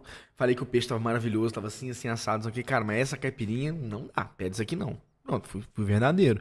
Então eu consegui transmitir isso só, com verdade, só é possível se o lugar não me pagou. Porque senão não dá, porque é muito complicado. difícil. Numa situação dessa, você não falaria da caipirinha. Não posso falar. Então assim, Aí, nesse ponto, você não acha que perde? Quem faz muita publi, paga, perde credibilidade por causa disso? Cara, mas é aí que Você tá. se torna um ator da sua própria página? Sim, acho. Só que tem espaço pra esse pessoal também. Porque funciona às vezes quase como uma página de classificados mesmo, né? Tem páginas que são procuradas pra quem vai... Você vai abrir um bar.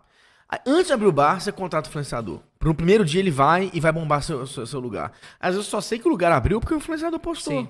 Então, assim, é uma página ali de classificados mesmo, que me mostra o que tá tendo na cidade, o que abriu, o que existe na cidade, né? Então, acho que tem essa relevância. Agora, você esperar que aquilo seja opinião, não. Mas, assim, isso não é novo também, né, Maio? Não. Cara, desde que o Nelson Rubens anunciava TechPix, a gente já sabe que isso existe, assim. Tudo bem. Polishop, TechPix. Tudo bem. Tá tudo certo. Eu não vejo problema. Você falou aí de ser uma lista ali, né? De dicas. Veio exatamente na minha cabeça a questão de TV. Tem canal de carro. Isso. E vai em loja, o carro tá tudo certo, tudo bacana, e te dá um catálogo ali, você vai escolher e tá tudo certo. Eu enxergo dessa forma. Então, as páginas Mas que eu sigo com esse interessante. propósito... E eu acho que, no fundo, hoje as pessoas enxergam assim, mesmo que elas não definam dessa maneira que eu trouxe. Mas eu queria que as pessoas me seguissem porque elas sabem que aquilo que eu tô falando é o que eu, de fato, o que eu acredito. Então, assim, de forma alguma critico o trabalho de páginas que fazem diferente de mim. Eu quero levar para esse lado. E para eu levar para esse lado, eu preciso fazer com que a base do meu conteúdo sejam posts orgânicos. Senão é muito difícil, cara. Senão eu teria que dar a sorte de ser contratado pelos lugares que eu já iria. O que não acontece. Muitos dos bares que eu vou não tem nem Instagram. Não tem nenhuma forma de comunicação Tem nada. direta, né? Não divulgam nada. Não adianta nem, vou fazer aqui. A pessoa, às vezes, nem teve a oportunidade de ver na minha página. Rolou ali o feed, pegou e passou. Teve uma que eu fui, por exemplo, recentemente, Churrascaria Paladar aqui perto. Acho que é bairro São Joaquim, não sei. São Joaquim. Perto de Ceasa. Perto do Boizão ali. Bezerrão. Pertinho do Bezerrão. Castelo. Perto do Shopping Contagem. É isso exato. mesmo. Esse lugar eu fui por indicação de seguidores. É. Cheguei lá, comi, gostei, achei o preço bom e Como é tal, que chama divulguei. lá? Paladar, churrascaria Paladar. O que teve de mensagem falando, pô, agora vai... já enche, agora vai ficar impossível sentar, pô, descobrir o meu lugar favorito. A galera fica, quem é cliente fica até frustrado, né? Aí eu brinco, tipo assim, pô, cara, que egoísmo, vai guardar essa preciosidade só pra você.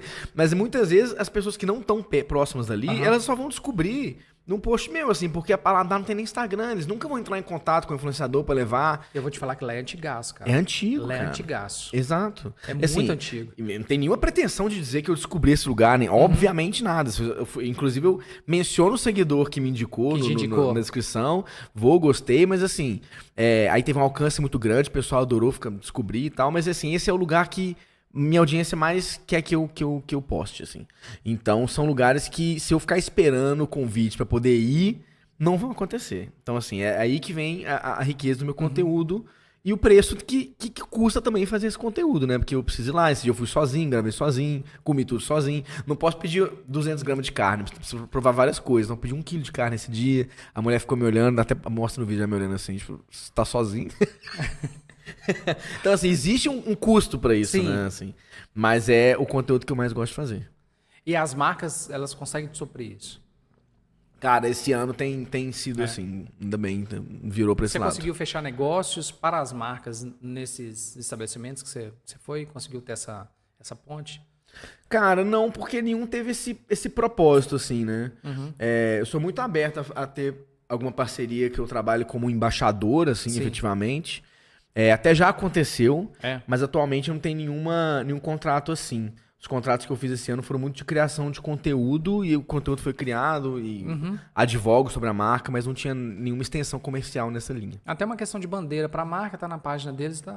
Exatamente. Mas sou muito aberto a fazer, né? Até porque se é uma marca que eu acredito e gosto, é muito orgânico já, né? Então, pra mim seria bom também. Para você indicar ali, a pessoa fechar, ó, toma aqui, entra em contato com a turma lá, vai Sim. ser bacana. Só que quando a gente pensa em muitas dessas marcas assim, né? Elas são muito nacionais, assim, né? Tipo, pra eu falar, cara, vamos supor, nesse exemplo, aí eu tô fazendo um trabalho com a Amstel, eu vou colocar a Amstel no Paladar. Isso é ínfimo, né? Então, às vezes, os contratos não vão pra esse lado porque os produtos, eles são baratos na essência, né? Então, acho que faz mais sentido quando os produtos, eles são mais caros, né? Pra que a marca espere que Uma você coisa mais de fato exclusiva também, pra converta. você poder dar uma ênfase para a marca. Ou que tem um link de desconto para que os seguidores comprem, Sim. né? Aí Faz essa tabela legal. acho que faz sentido. Não, bacana demais. O Faísca, ele tem um formato... Por que Faísca? Cara, por que faísca? A gente... Você já deve estar cansado de responder isso, né? De forma alguma, adoro falar. A gente faz tudo lá na brasa. Era a ideia desde o início. Mesmo que a coisa não seja finalizada na brasa, ela passou pela brasa em algum momento. Vou dar um exemplo. A gente tem um pastel de repolho assado. Então Sim. a gente assa o repolho, tosta o repolho e depois ele vira recheio de pastel. O pastel é frito. Mas o repolho passou pela churrasqueira. Então a gente queria que a churrasqueira fosse um método de cocção, como qualquer outro, sem essa burocracia que às vezes envolve o churrasco, né? Churrasco é uma coisa que está muito na vida do brasileiro, Sim.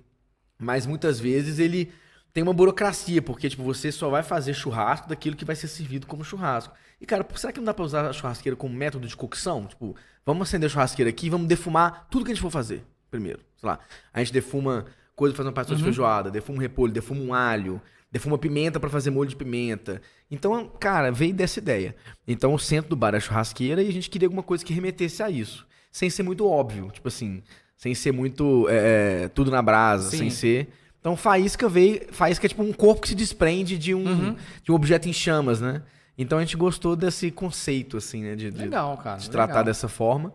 Mas é por isso, por causa da churrasqueira. Pô, bacana. Mas todo E é mundo bem acha que eu chamo pensado. faísca. Ah, você que é o faísca? Se você quiser que eu seja. Pode ser também. Senta aí e toma um, hein? Pode ser. Pode me Eu chamar sou de faísca. O pessoal me chama de mostarda, mostarda. Tá tudo certo. Você tem o mesmo problema que eu. Tá tudo certo. Não me incomoda. Mas desde que lembre da mostarda, lembra do podcast, tá tudo certo. Exato. Não me incomoda, não me incomoda. É um barzão raiz? É bar ou é boteco? Ô, eu não sei. E tem diferença de bar pra boteco? Existe uma tentativa de criar a diferença. Posso te passar minha ótica Por favor. ao longo dos anos? Se eu tiver errado, você me corrige até o momento para me poder aprender. Antigamente, boteco era marginalizado. E bar era legal. Pô, vou abrir um bar. Pô, bacana, um bar. Ah, um boteco? Não, que boteco? O pessoal achava ruim de falar de boteco.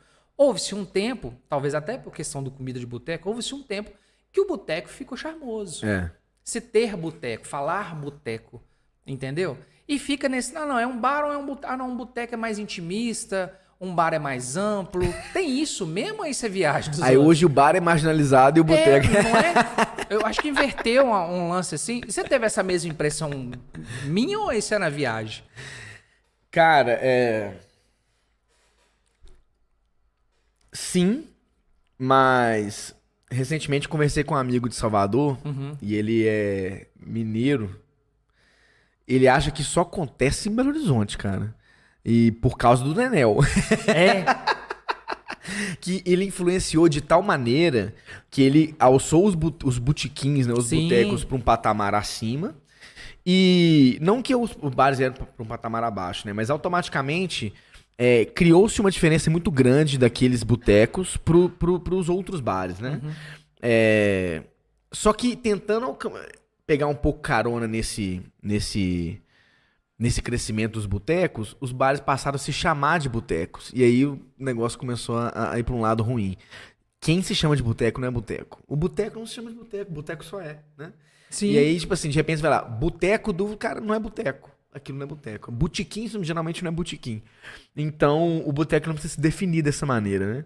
Mas eu não sei muito bem como fazer essa separação. Porque não é uma separação que existe, na verdade, né? O que a gente sabe nem todo bar é boteco, mas todo boteco é bar. É um bar. O bar é como se fosse a categoria, Sim. o guarda-chuva que abarca tudo aquilo ali.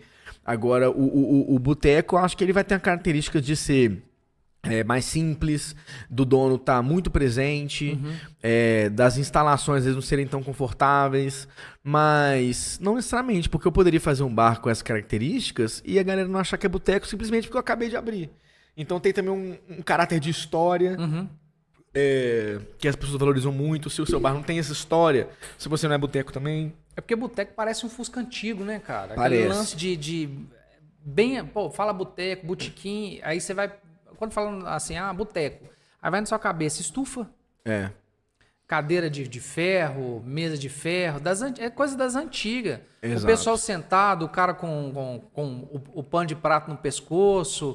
Isso leva o lance do boteco, aquela coisa mais local, bairro, sabe? Total. E aí, por exemplo, teve um bar que abriu alguns anos atrás que o pessoal falou, tipo, bar de estufa. Irritou todo mundo. Lembro disso demais. Porque, tipo assim, cara... Antes de eu saber se a comida é boa, já me irritou, porque tá tentando pegar a carona num negócio que, assim, não tem glamour. A mesma coisa eu abrir um bar, tipo assim, gente, tô abrindo um bar de freezer aqui, viu? A estufa é um eletrodoméstico, cara. É a mesma coisa. Assim, ela existe pra facilitar a vida do dono de bar, Sim. que é sozinho, e ele já coloca os petiscos tudo ali, que vai só servir e te entregar. Porque é ele que vai cobrar, ele que vai servir cerveja, então ele precisa de facilitar. Então, essa glamourização da estufa, de outras coisas ali... acho que irritaram muitas pessoas e hoje existe essa necessidade quase de fazer uma separação. Eu não gosto de tratar o Faísca como boteco para não irritar ninguém também, até porque não tem nenhuma necessidade de ser boteco. Mas como as minhas preferências de estabelecimento vão muito para esse lado, é normal que no meu bar você encontre características como as dos bares que eu gosto de frequentar. Sim. Então é um bar pequeno, ele é um bar muito bagunçado, a gente não tem espaço para estoque, não tem um mezanino, não tem um subsolo, Sim. então tudo que a gente usa tem que estar ali. Como é pequeno, fica tudo meio solto, a gente ganha coisa, a gente pendura. É tudo muito feito de uma maneira livre e desorganizada propositalmente. Exato. Então acho que tem um pouco essa semelhança com o que se entende de boteco, mas em momento algum eu trato como boteco. Isso traz uma memória afetiva também, né? Pô, eu Traz. entrei no seu bar, é o que eu te falei, a gente fala de boteco. Eu entrei no seu bar, pelo que eu vi um pouco do seu bar e não tive a oportunidade de ir lá, traz realmente aquela... Você imagina você entrando no bar desse tamanhozinho. Sabe? Criança, na adolescência, vou comprar um cigarro pro pai, sabe? Vou ali buscar um casco de cerveja. Casco de cerveja. Casco, comprar um um Guaranabaré. Esses meninos sabem o que é isso hoje, né, velho? Não, é assim, na parte de dentro do Faísca cabem 20 pessoas. É Sim. pequeno, é muito pequeno. Então, eu acho que tem essa semelhança de fato, sabe? E a gente se inspirou também muito nas bodegas argentinas ali, que são parecidas com essa proposta, que tem a churrasqueira como a parrilha, Sim, né, a como a parrilha. coisa principal, e o resto é tudo muito bagunçado, nem tem coifa direito, então fica tudo enfumaçado. Então a gente até melhorou com isso, nisso a gente recebeu muita reclamação que o pessoal ficava muito enfumaçado, ainda fica, mas de uma maneira ok, mas a gente não quer que seja zero. A gente Tem quer... que ter esse... A ideia do bar é essa, né? Então a gente se inspirou muito também nessas bodegas argentinas que Legal. tem essa identidade bagunçada. Tem uma especificamente que eu lembro de ter ido uma vez para Buenos Aires e visto, e depois eu busquei fotos para poder lembrar, e era exatamente assim, uns quadros aleatórios num lugar que não dá nem para ver o quadro, porque tá muito em cima, você não consegue ver o que tá acontecendo.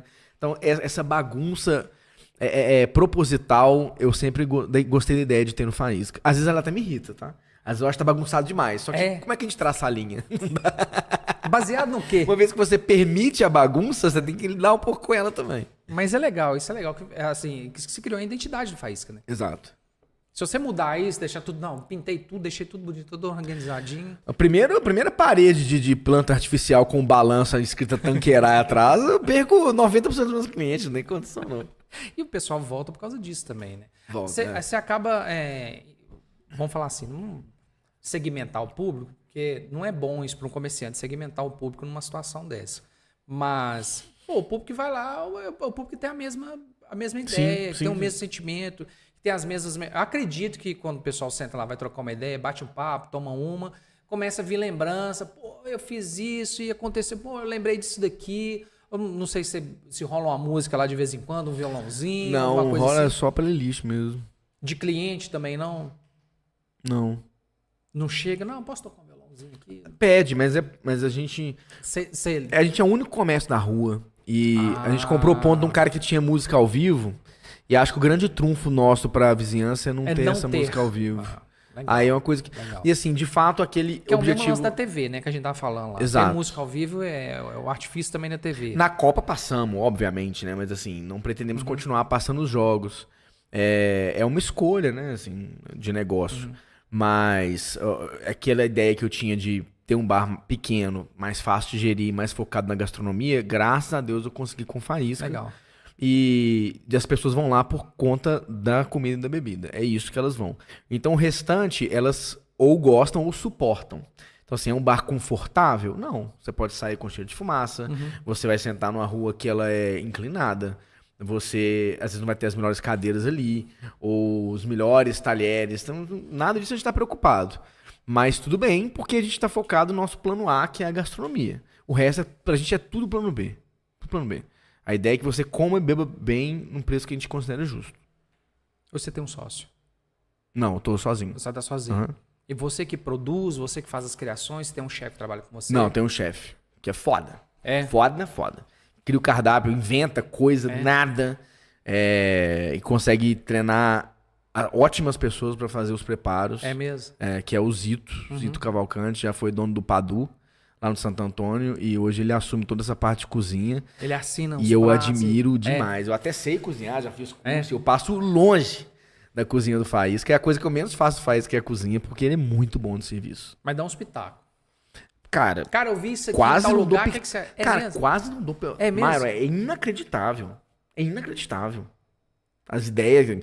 Parece que assim, qualquer coisa que perguntar pra ele, cara, fala um prato aí com mostarda, ele, pau. Fala outro, tal. Fala outro, tal. Ele não tem fim. A mente dele não tem fim. Você não precisa nem de agir, né? Outro dia perguntaram, tipo, como é que vocês criam os pratos no Faísca? Eu falei, cara, eu acho que o Zito, ele usa uma estratégia de design thinking, que é não julgar a própria ideia, entendeu? Porque às vezes a gente faz isso e aí a ideia não sai, ele fala a ideia. E aí depois ele muda, isso aqui não foi bom. Mas como eu acho que ele se permite criar, a coisa vai. No ano passado, por exemplo, a gente teve uma situação engraçada que foi a gente já vinha num fluxo de fazer vários dias temáticos. Sim. Então, dia dos pais, dia das mães, dia dos namorados, tudo tinha temático. E ele falou, vamos fazer o Dia das Crianças? Aí eu falei assim, cara, não, mano, imagina um monte de criança correndo aqui, que desespero, o bar é pequeno, um monte de coisa pra quebrar, que é isso? Por quê, né? Ele, não, para as crianças que existem dentro de nós. Nossa.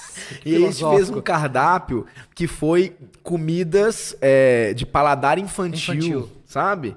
Legal, então tinha pipoca, mas era apimentada. Tinha um cachorro quente, mas era com linguiça. A gente tava mandando com uma camisinha, porque a linguiça era muito grande. Ela saía do pão.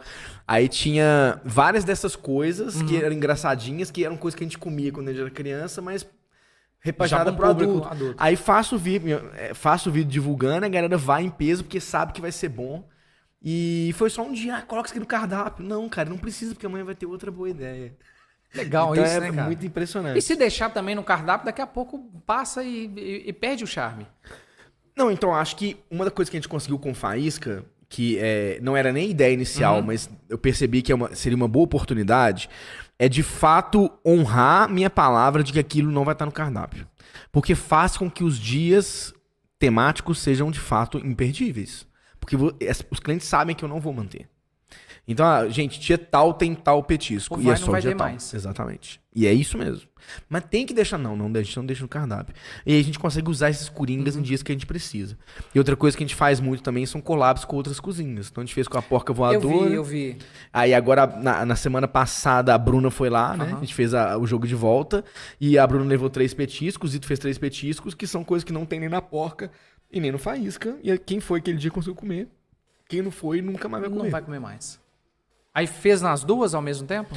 Não, que a gente fez na Porca uns 45 dias antes. Fez só lá.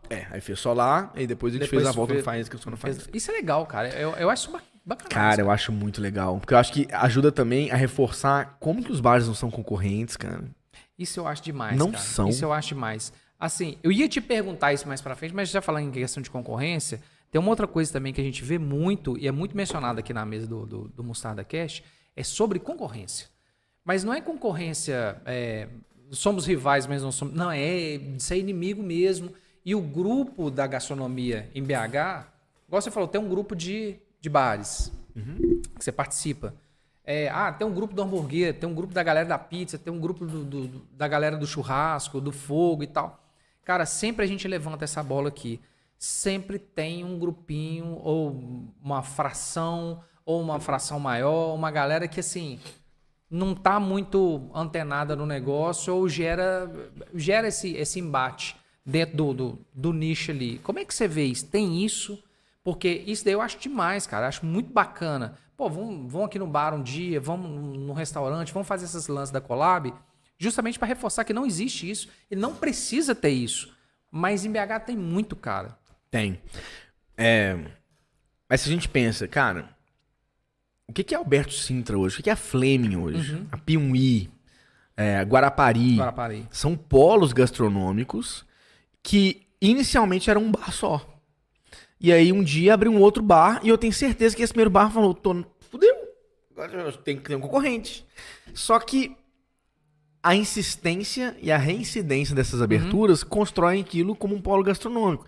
E as pessoas param de falar, eu vou no restaurante do Mostarda, eu vou pra Fleming, eu vou pra Alberto Sintra, e meio que lá eu vejo, né? E isso fortalece demais a região. E eu postei um vídeo sobre isso especificamente, tem uns 30 dias, porque eu vi um post muito bonito do Nubar, na Engenheiros, lá no Alípio de Melo Castelo. Que ele postou da página dele, em collab com alguns bares, um circuito, uma proposta de circuito para fazer na Engenheiros.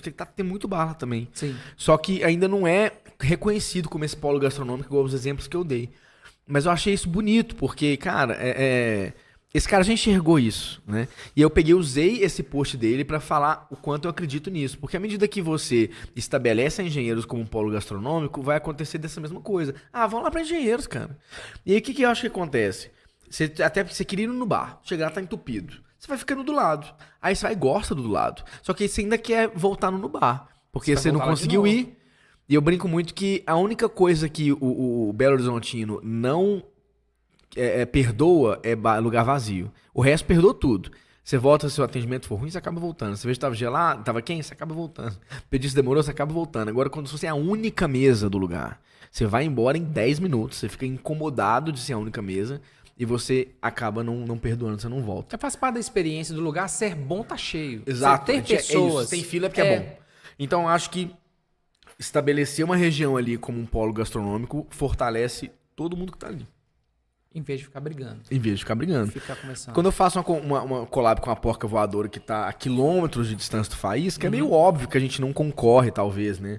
Mas as pessoas ainda enxergam muita concorrência na região. E às vezes é uma concorrência que acaba sendo predatória. Então eu tenho um bar ali, eu faço uma promoção que a minha Heineken segunda-feira é 12. Aí o cara vai e bota 11.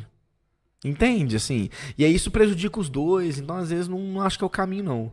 Acho que tem mais maneiras da gente juntar a força e estruturar a região. Acho que a gente tem muito mais a ganhar. Esse tipo de leilão, amanhã os dois fecham. Amanhã os dois fecham. Ninguém tem fecham. margem pra sustentar isso. Não Só dá. qual que é a ideia da pessoa? Eu quero fechar ele antes. Vou fechar ele antes. Mas aí ele fecha antes. Ele vai aí fechar não, antes. agora eu vou pro meu. Na hora que ele olha pro dele, cara. Aqui, eu já assim, vi não acontecer, aguento. tá? É? Na Francisco Sá já vi isso acontecer. Francisco Sá também tinha muito, cara. Muito. Eu acho assim. Esses dias eu passei por lá, a gente foi cobrir um evento na terça-feira passada. A gente não teve episódio e a gente foi cobrir um evento lá, Esmeralda. Bem na esquininha. E eu passando na Francisco Sá, e, cara, antigamente na Francisco Sá tinha muito restaurante, muito bar. Eu até tava comentando com o diretor, esse daqui era um bar do Atlético, lá no comecinho. Aqui tinha esse, aquele tinha aquele, aí tinha um outro aqui. E tá voltando isso muito na Francisco Sá. E bons locais estruturados, porque houve uma época que, não sei se foi por causa da pandemia, muitos fecharam, aí você passava ali cheio de tapume, muita coisa fechou e não ficou legal. E assim, eu vi que tá voltando isso, o pessoal tá investindo, por quê? O lance que você falou, pô, eu vou para Francisco Sá, chega lá, eu resolvo o que eu vou... Exato. Em que lugar que eu vou. É. Eu acho que a Alberto Sintra hoje, se não for, vamos lá assim, a maior referência, Guarani também, que é antigaça, né, cara?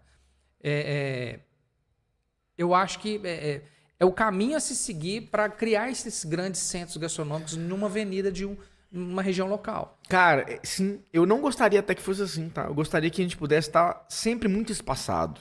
Porque eu acho... Mais dividido? Pô, acho que é legal que na sua esquina tem um bar referência na esquina, no bairro.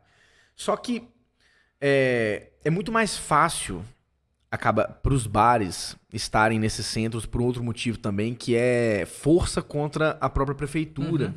Falo contra, porque às vezes parece que a gente joga contra, mas nem sempre a palavra é contra.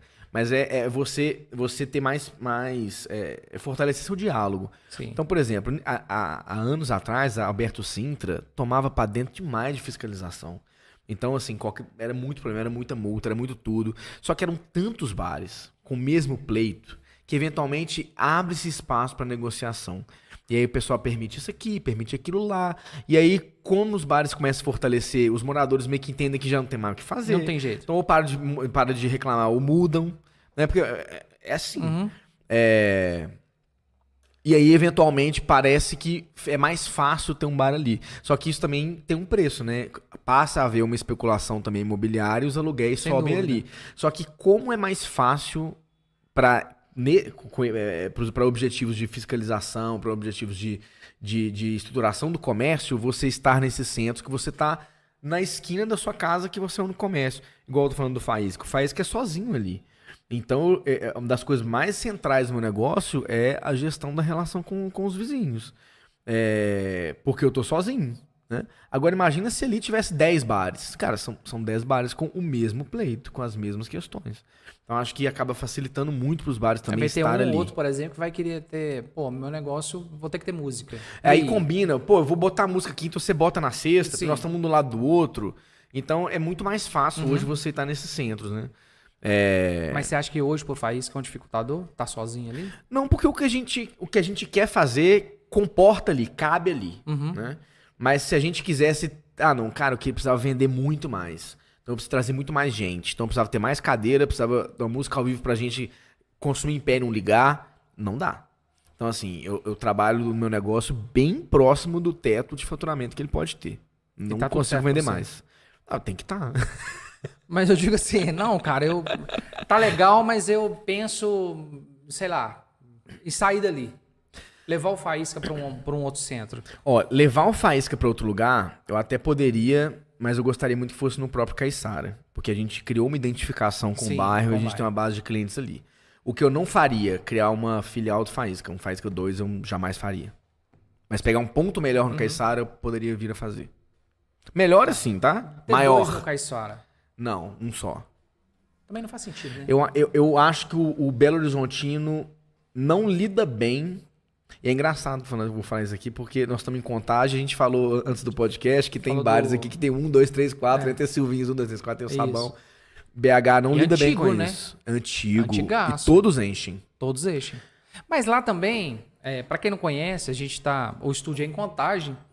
E uma das avenidas dessas que a gente fala é a Londres, né? É. Tem muitos bares, tem muito restaurante.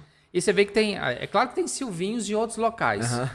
Mas lá tem, assim, um quase que do lado do outro, né? É. Eu acho que 1, 2, 3. 1, 2 e 3 são próximos. São próximos, quase um do lado do outro. Eu entendo que na época eles foram expandindo imóveis. Tá lotado. Tá E por alugando ali. Por uma questão administrativa, eu coloquei como 2, coloquei como 3 e acabou que pegou, né? Cara, em Belo Horizonte você tem dificuldade de dizer bares que tem filial que Que dá bem. certo. Muita dificuldade de dizer. E o que você tá vendo hoje, ó? O Grupo Redentor. Uhum. Ele não tem o Redentor 1, 2, 3. Ele tem o Redentor, ele tem o Moema, ele tem Isso. o Maru. E ele tem outros bares com outros nomes. Pega o Vitor Veloso ali do Pirex. Tem o Nimbus, tem o Pirex. E aí tem o Chica e tem outros bares que não são o Pirex 1, 2 e 3.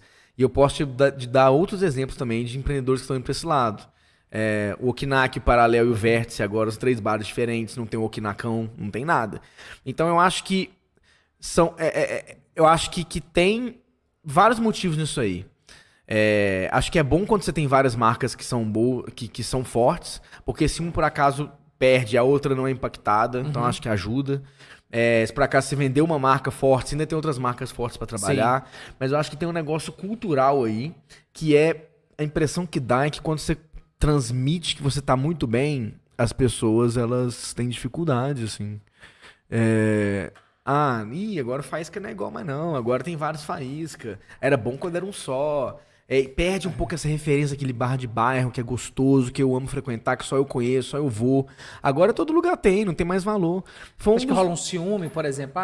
Eu gosto do Faísca no Caiçara e o da Pampulha, o pessoal fala, lá é maior, é mais estruturado. Sim. E eu não quero ir mais porque ele não fez isso aqui. Cara, quando a gente abriu outros saruês, foi horrível nesse sentido. Era uma comparação, era uma coisa difícil de trabalhar.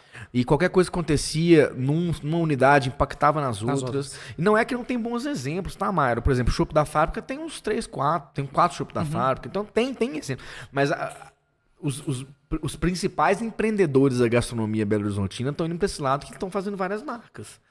E é o que eu acredito mesmo. Eu acho que é importante que a experiência de quem frequenta o Faísca seja a experiência que a gente se propõe desde o início de ser um bar simples, que as pessoas trabalham lá, estão lá quase todo dia, então cria essa identificação com os clientes. Então quando tá mais vazio, senta e bebe com os clientes, então tem essa proximidade. Você faz isso? Sim.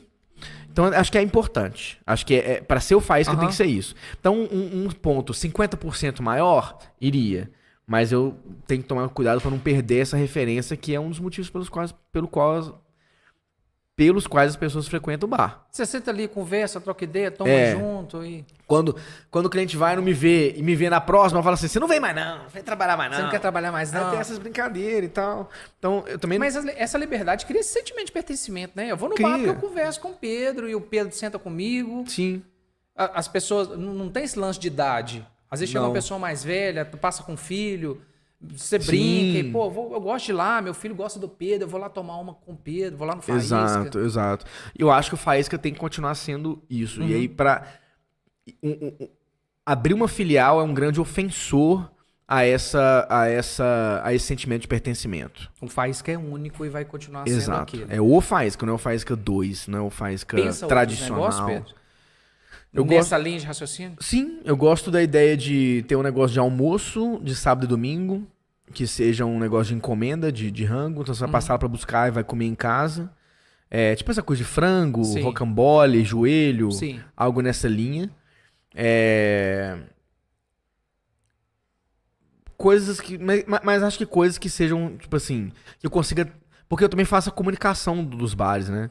Então eu acho que é fácil, mais fácil fazer uma comunicação Sim. e se posicionar quando você trabalha uma especialidade, assim. Então, por exemplo, faz com um bar de brasa. Vai fazer um negócio de almoço na churrasqueira ou no forno, sei lá. Eu tenho uma especificação. Ou então fazer um izakaya, beleza, tem um izakaya. Então acho que eu sempre trabalharia algo nesse sentido, que são negócios também que se complementam, que não se agridem, mas marcas diferentes. Mas acho que um próximo negócio na gastronomia seria uma coisa de almoço mesmo. Então tem bons exemplos aí também. Acho que tem o assador que abriu recentemente. Eu tinha muito tempo que eu comprava no assados da Nutri também, que agora já tem umas 3, 4 unidades que fazem rocambole, faz frango, Sim. faz joelho e faz costelinha, eu acho. E aí eu ficava impressionado, porque eu chegava pra pegar comida 11 horas da manhã, já estava lotado. Até 3 horas da tarde, lotado. Mas sábado e domingo. Então acho que é um negócio também que eu gostaria de fazer. É bem de final de semana, né? É São negócios bem de final de semana. Comida de família, assim. Eu acho que é massa. Eu gostaria de trabalhar com isso também. Bacana. O que você tem hoje lá no Faísca, que é o seu carro-chefe? Ou não tem um carro-chefe, ou tem vários carro-chefes, vamos falar assim? O Faísca é um bar que consegue trabalhar bem seu cardápio. Não tem nada que fique entalado lá. Tudo vende bem. Mas eu acho que tem algumas coisas que as pessoas são meio irracionais no fanatismo. No gostar demais. No gostar. Uma delas acho que é a bananinha, que é aquele corte das aparas da costela, e a gente faz com molho de ostra. E acompanha a salada de agrião. Até na bio tem... Tem, de bananinha Giló. Com batata doce e manteiga de mostarda. Esse é o prato e é um dos pratos que mais saem. Aí tem o rosbife, que é um filé levemente defumado, que vai bem mal passado com o chimichurri da casa e uma batata frita, que a gente faz rasgada. Então a gente assa a batata, depois rasga ela de qualquer jeito na fritadeira, pra ter texturas diferentes depois na porção. Também sai muito. E tem a tulipa, que vai com polenta. A inspiração disso é frango com polenta, que se come muito no sul. Então a gente faz o meio da asa, né? Muito marinado, com infinitas coisas. E a polenta que a gente faz com caldo de pé de frango e parmesão. Que, dito por muitos, como a melhor polenta que eles já comeram. Porque ela fica muito cremosa dentro. Ela não fica aquela coisa maçuda de polenta. Com caldo do pé de frango. É. Muito bom, né? E aí fica uma gelatina mesmo, depois que reduz o suficiente. E essa gelatina junta com angu e com o parmesão, a gente faz a polenta. E aí vai também com vagem em conserva depois na brasa. Então tem uma acidez da vagem ali. E é um prato também que é muito bom.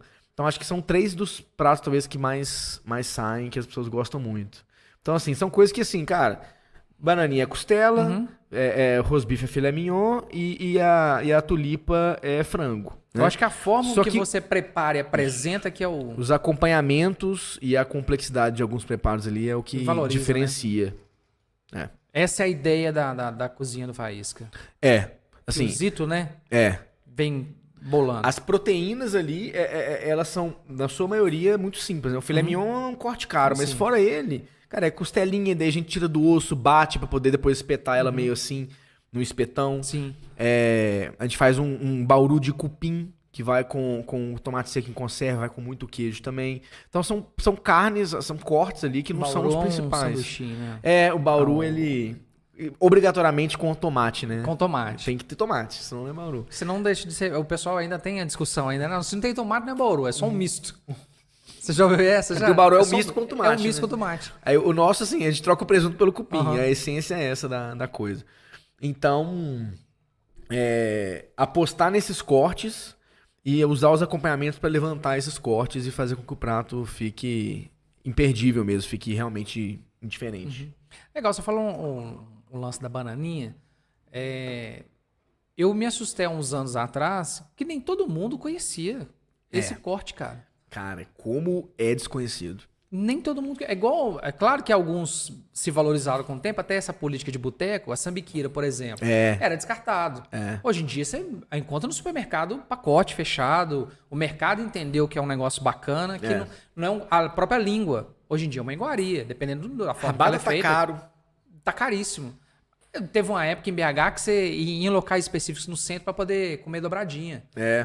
E, assim, muito bom. E você vê que é um prato marginalizado também. Sim. O lance da bananinha, cara, voltando a falar... Há pouco tempo o pessoal não conhecia muito, cara. Não, e ainda não conhece. Então, às vezes eu tô servindo uma mesa ali, por exemplo, e o pessoal já sabe que vocês vão comer. Aí eles conversam entre si assim, queria bananinha. Não quero doce ainda não. Então, tipo, aí Vem na mente a fruta, né? Só que olha que coisa. Inicialmente a gente começou a trabalhar com um excelente açougue, com a bananinha deles. E as pessoas gostavam do prato. Só que a experiência da mesa, a gente olhava e via que não estava muito redonda. Por quê? Era uma raça para cortar a bananinha. Porque é um corte que tem mais fibra, que tem mais gordura, né? É mais difícil de comer, né? Ele não é macio. Não se caracteriza por ser uma carne macia. Sim. É uma carne saborosa, né? E aí ela não estava macia o suficiente. E a gente achava que não estava saindo muito por conta disso. E aí, a gente não vai ser um bar também que tenha, tipo, cara, a mesa super estável, com a faca excelente. Já que a gente não é isso, a gente precisa compensar. Daí a gente começou a comprar a cara preta, a bananinha deles. E aí, assim, cara, o petisco começou a vender 3 vezes mais.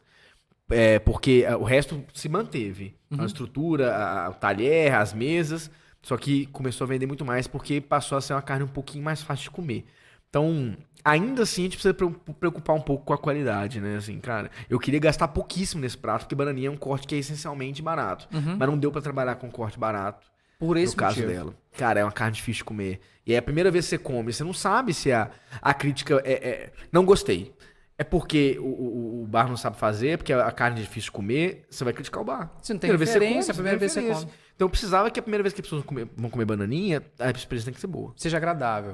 No mínimo, seja fácil de cortar. Exato. E aí só funcionou com a carne de primeiríssima linha mesmo, de Angus, senão não tava rolando. Você consegue... É difícil hoje em dia esse tipo de pergunta que eu vou falar, mas você consegue negociar alguns insumos pelos pratos que você tem? Por exemplo, com proximidade com algumas marcas. Deu o exemplo da cara preta. Galera, eu tenho esse prato aqui, eu preciso de um volume grande disso, é um prato específico, é uma especialidade da carne, da casa. Eu consigo ter essa flexibilização. É difícil, cara. Eles entenderem isso. Mas você consegue ter ali uma abertura pelo prato que você tem hoje? Pouca coisa, cara. Mas a bananinha é um exemplo. Quando a gente viu que a gente queria trabalhar com cara preta, eles tiveram alguma flexibilidade de trabalhar um preço pra gente mediante uma compra mínima semanal. Assim. Uma contrapartida, né? Não é tão ferro e fogo, por exemplo. Vamos supor que a compra mínima é, sei lá, R$2.000. Vamos supor, de bananinha, sei lá. Aí, compra 1.800, não vou fazer o preço. Não é isso. Mas assim, eles não vão me entregar se eu pedir 1.000. Sim. Entende? Eles nem entregam. Então não, tem que ser mais ou menos próximo ali do que a gente se comprometeu com o mínimo de entrega. E vocês conseguiram fazer isso? Cara, sim. Mas é pouco ainda porque a gente não vende números expressivos, Myron. O bar é pequeno. Pra eu trabalhar um volume que justifique eles fazerem a margem muito impressionante pra gente. Assim, não rola. Até a própria pesquisa deles de fornecimento, eles entendem, já tem essa expertise, né? Olha, eu entendo seu bar, ele tá assim. Hoje tá aqui. É fornecedor de bebida, né? É isso. Tem alguns artifícios melhores para venda, para refrigerante. A gente sabe como é que funciona. Tem que ter o pedido assim, o vendedor vai rodar, vai entregar. Aí o seu bar não vou te dar um freezer, porque não tem um volume. Não, você tem, eu vou te dar um expositor, depois eu te dou um freezer. Funciona mais ou menos assim, né? Eu já tive sucesso negociando com o fornecedor. É uma coisa que eu fazia parte da... Eu recebi o produto, ou recebia parte do produto em troca de uma publicidade no bar por semana. Então consigo fazer um pouco essa dobradinha. Legal. Nem sempre, nem com todos que eu gostaria, mas alguma coisa dá pra fazer. Porque existe... Mas com marcas mais locais? Principalmente com marcas locais. Marcas muito grandes é mais difícil. Mais difícil mesmo. Já tem consolidado a marca também? Vamos falar assim. O quanto eles podem, de fato, reduzir, às vezes é muito engessado, né? É mais engessado. Se abre também pra vai querer... Vamos falar assim. Assim. Sim. Mas... No mercado que a gente tá, as coisas rodam. Então, a empresa X conseguiu fazer um desconto para mim. Mas não fez para mim. Mas tem que proteger o preço, né? Acontece. Premiação. A gente falou do comida de boteco. Você chegou a participar de algum tipo de evento de premiação relacionada a prato? Ainda não. Você não quis se arriscar ou você acha que não é a hora? Cara... A gente nunca fez nada fora do Faísca. A gente vai ter a primeira experiência agora no Fartura, no primeiro final de semana de agosto. Sim. Nova Lima. Mas não é uma premiação, né? É só uma feira. Sim. Vai ser uma boa experiência. Mas... comida de boteco, ano passado eu cheguei a preencher a ficha que eles mandam, que é enorme, eles perguntam muita coisa. Mas eu tinha outro cenário de bar. Tinha um bar aberto há 5 meses, quando eu preenchi. Sim. Eu ainda era sócio do Saruê, que é uma coisa que eles não gostam. Eles gostam de donos que só tem aquele negócio. Então hoje eu tô numa situação diferente, que talvez poderia ajudar um pouco a me enquadrar no perfil que eles esperam. Mas eu preenchi meio sem saber se eu queria entrar, assim, no final das contas. Porque o Faísca é um bar que tem fila de espera com muita frequência. Ah, é? Então, praticamente toda sexta, sábado à noite, muitos domingos na hora do almoço, a gente tem fila de espera. Todos os eventos que a gente faz de collab tiveram muita fila de espera. Mas fila mesmo ou você faz reserva? Não faço reserva. Então, Fila lá, mesmo, segura a fila onda mesmo. lá. Então, eu tenho a impressão de que se eu faço uma estratégia do comida de boteco ali, nesse contexto, vai ser um tiro no pé, talvez, porque Ele tem um volume se a muito galera grande, já né? não senta hoje, e se for 3 vezes mais pessoas? Ninguém vai sentar, né? Então eu precisava que fosse um prato que ficasse pronto quase que instantaneamente, pra eu poder ter um giro de... Você sentar e ficar meia hora e ir embora, porque senão não vai ser muito difícil, né? Aí você tem que reduzir a porção e aí foge um pouco daquele lance que a gente tá conversando. Não, ou então... Um prato rápido. ou então vamos supor que eu faça um prato frio. Aí a galera fica decepcionada, porque esperam que faz que seja uma churrasqueira. E aí não vai nada, não vai ser churrasco. Então ainda não tenho essa pretensão, não. Não tenho nem muito esse sonho mesmo de Sim. ganhar o comida de boteco e tal. Amo comida de boteco, adoro festival, faço conteúdo, mas eu ainda não vejo Faísca ainda nesse contexto, não. O que tem de mais diferente lá? Se você, pro Pedro, lá tem isso que eu não encontro nos outros locais. Isso aqui é muito doido, é muito diferente.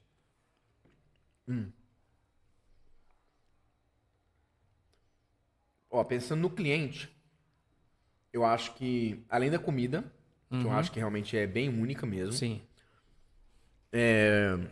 eu acho que os drinks são baratos. Tem um drink mais que R$30, todos os outros são de 20 a 30. Legal. As batidinhas são muito conhecidas, são muito famosas. A gente não tem dó de usar insumo, então elas não ficam aguadas igual muitos lugares, né? Elas são batidas muito cremosas, então mesmo quem não bebe álcool acaba bebendo as batidinhas. Então tem alguns drinks que a gente usa também insumos da churrasqueira. Então, por exemplo, o Jorge Amado, que é um drink conhecido no Rio de Janeiro, porque vai maracujá, limão e a Gabriela, né? Que é uma cachaça com cravo e canela. A gente faz nossa cachaça com cravo e canela e fica uma coisa bem licorosa, muito saborosa. A gente usa polpa de maracujá, limão e essa Gabriela. É um drink que sai muito no bar. Jorge Amado que chama. Jorge Legal. Amado. Então acho que tem... mas eu acho que eu ainda encaixo isso em gastronomia, né? Então acho que tem isso. Mas eu acho que tem uma coisa que os clientes gostam, elogiam muito, e que eu tenho dificuldade de encontrar em muitos bares por aí, que é a liberdade que a equipe tem de ser ela mesma, sabe? E que eu acho que talvez é meu grande trunfo ali, no final das contas. Porque é muito comum na gastronomia as pessoas terem experiências de trabalho ruins. E eu vejo muitos donos de bar criticando as gerações mais novas, dizendo que elas não querem trabalhar. Já deve ter ouvido isso Demais. infinitas vezes. É motivo de discussão sempre aqui. Cara, mas o que acontece as gerações mais novas não têm esse tesão de ter um trabalho pela segurança. Não tem. Eles trocam quase qualquer coisa pelos benefícios que a CLT promete ali, né? E por conta disso a gente vê menos pessoas querendo fazer carreira na gastronomia. E é isso que a gente hoje não consegue enxergar na mão de obra. Não é nem que não tem mão de obra. Tem mão de obra. Mas não tem gente que quer ser carreirista na gastronomia. Então as pessoas querem passar por ali, né? E isso atrapalha, eu entendo, né? Porque a gente quer que as pessoas fiquem, que elas Sim. aprendam e tudo mais. Na cozinha ainda tem um pouco mais, porque a cozinha ainda mexe uma coisa com paixão, você precisa se formar em alguma coisa, precisa ter experiência. Agora, garçom, mano, pra mim garçom acabou, cara, infelizmente. A profissão garçom, ela acabou. A gente ainda tem alguns garçons que estão velhos, mas daqui a 10 anos, 15 anos, Não vai ter mais. é só freelancer. São pessoas que estão atendendo, né? Elas, Não é nem garçom mais, é um atendente mesmo, não existe mais a palavra garçom. E o que eu acho que é interessante no Faísca é que criou-se uma cultura onde as pessoas se sentem muito partes do negócio, elas têm orgulho de falar que estão trabalhando ali. Então eu fico feliz às vezes de ver que elas viajam, por exemplo, semana passada, minhas 3 pessoas fixas ali, meu gerente, minha atendente, então o Gabriel, Danúbia e a Anne, que é a subchefe de cozinha. Os 3 viajaram juntos, eu fiquei na merda. Tinha ninguém pra repor. Mas, pô, olha que massa, a galera, tipo, tem uma amizade no trabalho e viaja junto. Então, eu acho que isso é legal. E eu acho que muitos donos de bar, às vezes, vão falar, tipo assim, não pode ser os 3, não. Tá doido? Vai me deixar sozinho aqui? Sem chance.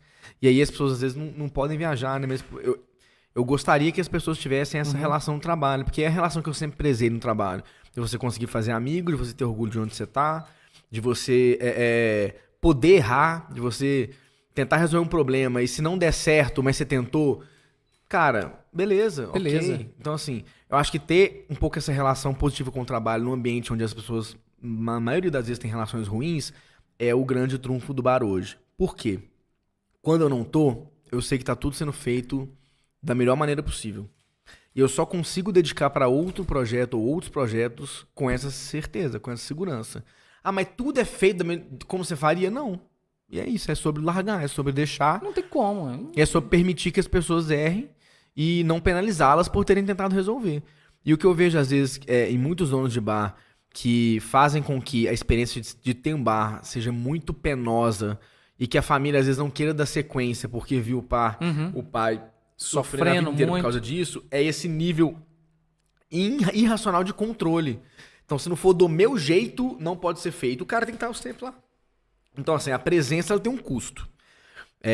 Você estar presente na sua vida pessoal tem um custo, que é nem tudo no seu bar vai ser feito da forma como você espera. Então, agora, se você não suporta esse custo, você vai ficar no seu bar o tempo todo para essas coisas serem feitas da maneira que você espera. Só que aí sua vida pessoal vai ter um custo. E é quando muitas pessoas acabam tendo problema com família, problema com amigo, problema com casamento, porque ficam no bar o dia inteiro. E aí eu vejo muito dono de bar que acaba caindo nesse lugar. Então, poder falar de cultura organizacional num ambiente onde as pessoas não falam sobre cultura organizacional é uma coisa que me deixa orgulhoso, me deixa feliz. Eu acho que, na medida do possível, a gente conseguir equilibrar a vida profissional, né, de onde é um negócio de gastronomia, com a vida pessoal, com outros projetos, é muito positivo. É que faz o negócio ser saudável, assim, né? Porque às vezes eu falo, porque eu sou dono de bar, tipo assim, mas sabe, o bar tá fechado agora? Não, o bar tá aberto. Você não tá lá? As pessoas até estranham, né? Como se não fosse possível. E eu acho que é possível, assim. Porque eles criou também, né? Eu sou dono de bar, eu sou dono no bar. Né? Até mesmo a questão cultural. Eu sou dono de bar, eu tenho que estar lá. Não, eu não posso desligar. Mas, não, assim, isso é normal. Vou ficar uma semana na roça sem sinal. Cara, não infelizmente hoje eu não posso me dar esse luxo. Mas agora, passar um sábado bêbado igual uma porta, em 5 bares diferentes gravando igual eu gosto, e olhar à noite a venda, graças a Deus eu posso, mas eu posso porque tem uma equipe que tá muito alinhada com o negócio, que gosta do que tá fazendo ali e que tem o mesmo carinho que eu teria com o negócio. E é legal esse seu ponto de vista, porque e você falar isso, porque a gente escuta tanta dor de gestão. Eu não consigo sair, é difícil. Fala de mão de obra. Cara, mão de obra vamos falar, é o top 1 de discussão hoje em dia. Não tá legal o que você falou. Pô, garçom é uma profissão que tá se perdendo, tá envelhecendo, tá acabando. Tá acabando junto com a turma antiga, né? Todo mundo reclama. Mas assim, e a solução para isso, cara? Você deu uma baita de uma filosofia, um baita de um entendimento que você aplica no seu negócio para você dar super certo. Cara, e é o que você falou, não tem problema errar. Errar tentando e tá tudo certo. Às vezes muda um pouco a rota, vou fazer um plano, mas não deu certo, eu vou mudar aqui. É legal escutar essa sua filosofia e levar isso para quem tá escutando também. Tô aqui quietinho, aqui escutando, você fala, cara, fantástico isso, cara. A gente devia pegar isso e colocar numa palestra, eu não sei se você faz, se você pensa, colocar uma palestra para essa galera e entender esse outro lado. Que, igual você falou, a sua turma viajou junto. Eu quero fazer os amigos, eu quero curtir com meus amigos, mas os meus amigos também estão no meu trabalho. O trabalho vai ser legal. E é legal que quando a cultura é forte, quem não se adapta a ela não dá certo, é expulso pela própria cultura. Então, o seu esforço de contratação ele acaba se tornando muito reduzido. Por quê? Se você gosta de onde você trabalha, você indica amigo pra trabalhar. Se o amigo não dá certo, a própria cultura expulsa o amigo. Agora, se o amigo dá certo, ele vai ter ainda mais motivo pra fazer o negócio bem feito, porque seu amigo chamou e tá trabalhando ali também, quer fazer o negócio dar certo. Então, cria-se um ambiente é quase um pacto de boa convivência, né? Para o negócio de fato funcionar. E quem não se encaixou nisso, cara, fez um freela, 2 freela, foi embora, assim. Porque é uma cultura que funciona, é um negócio que dá certo. Achei bacana. É um formato bacana. É um formato legal. A maioria dos donos de bar que eu escuto reclamando de equipe tem uma péssima experiência de trabalho. A maioria. Não são todos. Porque, de fato, existe um problema de mão de obra. Eu não tô falando que não existe. Sim. Você tá dando o seu exemplo. Pro seu bar, Maero tem um bar. Seu problema de mão de obra poderia ser muito menor se você parasse de reclamar que a geração atual não quer XYZ e começasse a jogar o jogo da geração atual, porra. Não é novidade mais. Todo mundo sabe que ela tem características diferentes da nossa. É normal. Vamos jogar o jogo. Não adianta ficar reclamando, não. Ele não vai mudar, não. Você ficar dando palestra sobre a importância de estabilidade de carreira não vai fazer com que as pessoas queiram isso. Porque a realidade não é essa. Não é essa. Não é essa. Hoje existe N profissões que não existiam. Existe diversas situações que essa galera ganha grana, seja com freela, seja em outros polos, que não existia antes. E a gente precisa de tirar essa cultura, desprender essa cultura antiga. É claro que ela trouxe a gente até aqui, a gente também não pode menosprezar o que vem de trás para cá. Mas é o que você falou, entendeu? O que essa galera tá vivendo hoje? E, cara, deixa eu te ouvir. Isso tem a ver com pertencimento. Acho que tem a ver com pertencimento, com experiência. Sim. Você preocupa com a experiência do cliente, preocupe com a experiência do seu funcionário. A rotina de trabalho dele, as dificuldades que ele vai ter no ato de ir trabalhar, a jornada ali mesmo, enfim. Uma série de coisas que você tem que se preocupar da mesma forma que você se preocupa com os clientes. Sabe um erro grande que sempre existiu? É você fazer todo um planejamento para montar o seu negócio. Eu quero assim. Eu fiz meu brand, eu fiz a minha marca, eu estabeleci a filosofia, vai funcionar desse jeito, o meu negócio é desse jeito. Na hora que você vai fazer o perfil de funcionamento, você faz um perfil completamente diferente, alheio à filosofia do seu negócio. Exato. É doido isso, né, cara? Quando a Abril faz, eu queria que a nossa cozinheira fosse uma velha cozinheira do bairro. Eu queria que trouxe essa identificação. Não consegui achar. Só que foi muito bom da maneira que foi, assim, feita, né? Mas eu tinha esse entendimento, que, tipo assim, eu preciso que a minha equipe dialogue com os meus clientes que eu quero receber, né? Tem que estar dentro do mesmo propósito do negócio. Exato, tem que estar. E é legal que eu falei da Anne, que é nosso subchefe, aí a irmã dela faz freela lá com a gente, a melhor amiga dela faz freela lá com a gente, e os pais dela frequentam o bar. Então, tipo assim, cara, olha que positivo que é esse ambiente, né? Não teria um ambiente melhor, né? Mais confortável, mais produtivo. É tão confortável que ela se sente confortável de trazer a família para aquele espaço, Demais. né? E eu não vejo isso com frequência mesmo. Então, a sua pergunta inicial que foi de por que você acha que é diferencial do Faísca?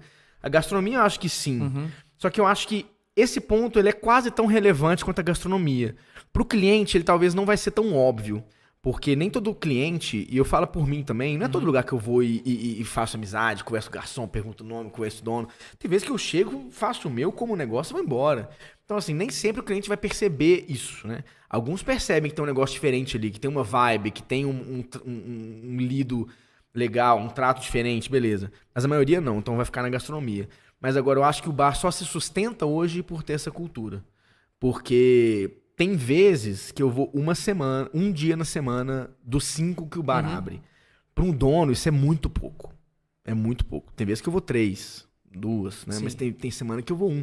Porque eu me propus esse ano passado eu tava full faísca, assim, tô abrindo esse negócio, tem que vingar, tava lá o tempo todo. Esse ano eu pensei, agora eu preciso virar um bar por semana. Eu preciso estar mais na rua, em bar dos outros. Vamos equilibrar as coisas, né? E só é possível por conta desse rolê aí. Bacana, cara. Bacana. Pra gente quase que fechar o nosso podcast, a gente falou sobre espaços, a gente mencionou ruas. O que você acha desses centros que estão se transformando em centro gastronômico? O Mercado Novo já está consolidado. Já está consolidado. Mercado Central, não vamos entrar no mérito. Porque ele e eu também enxergo assim, pô, claro, é um polo gastronômico, mas têm propostas diferentes. Sim. Vamos falar assim, coisas mais de raiz, mais fechadas. Vamos colocar um mercado novo. A gente tem ali tem um espaço 365, tem aquele ao lado também do 365 agora, como é que chama lá? Origem. Origem, espaço de origem ali, né? Mercado de origem, né?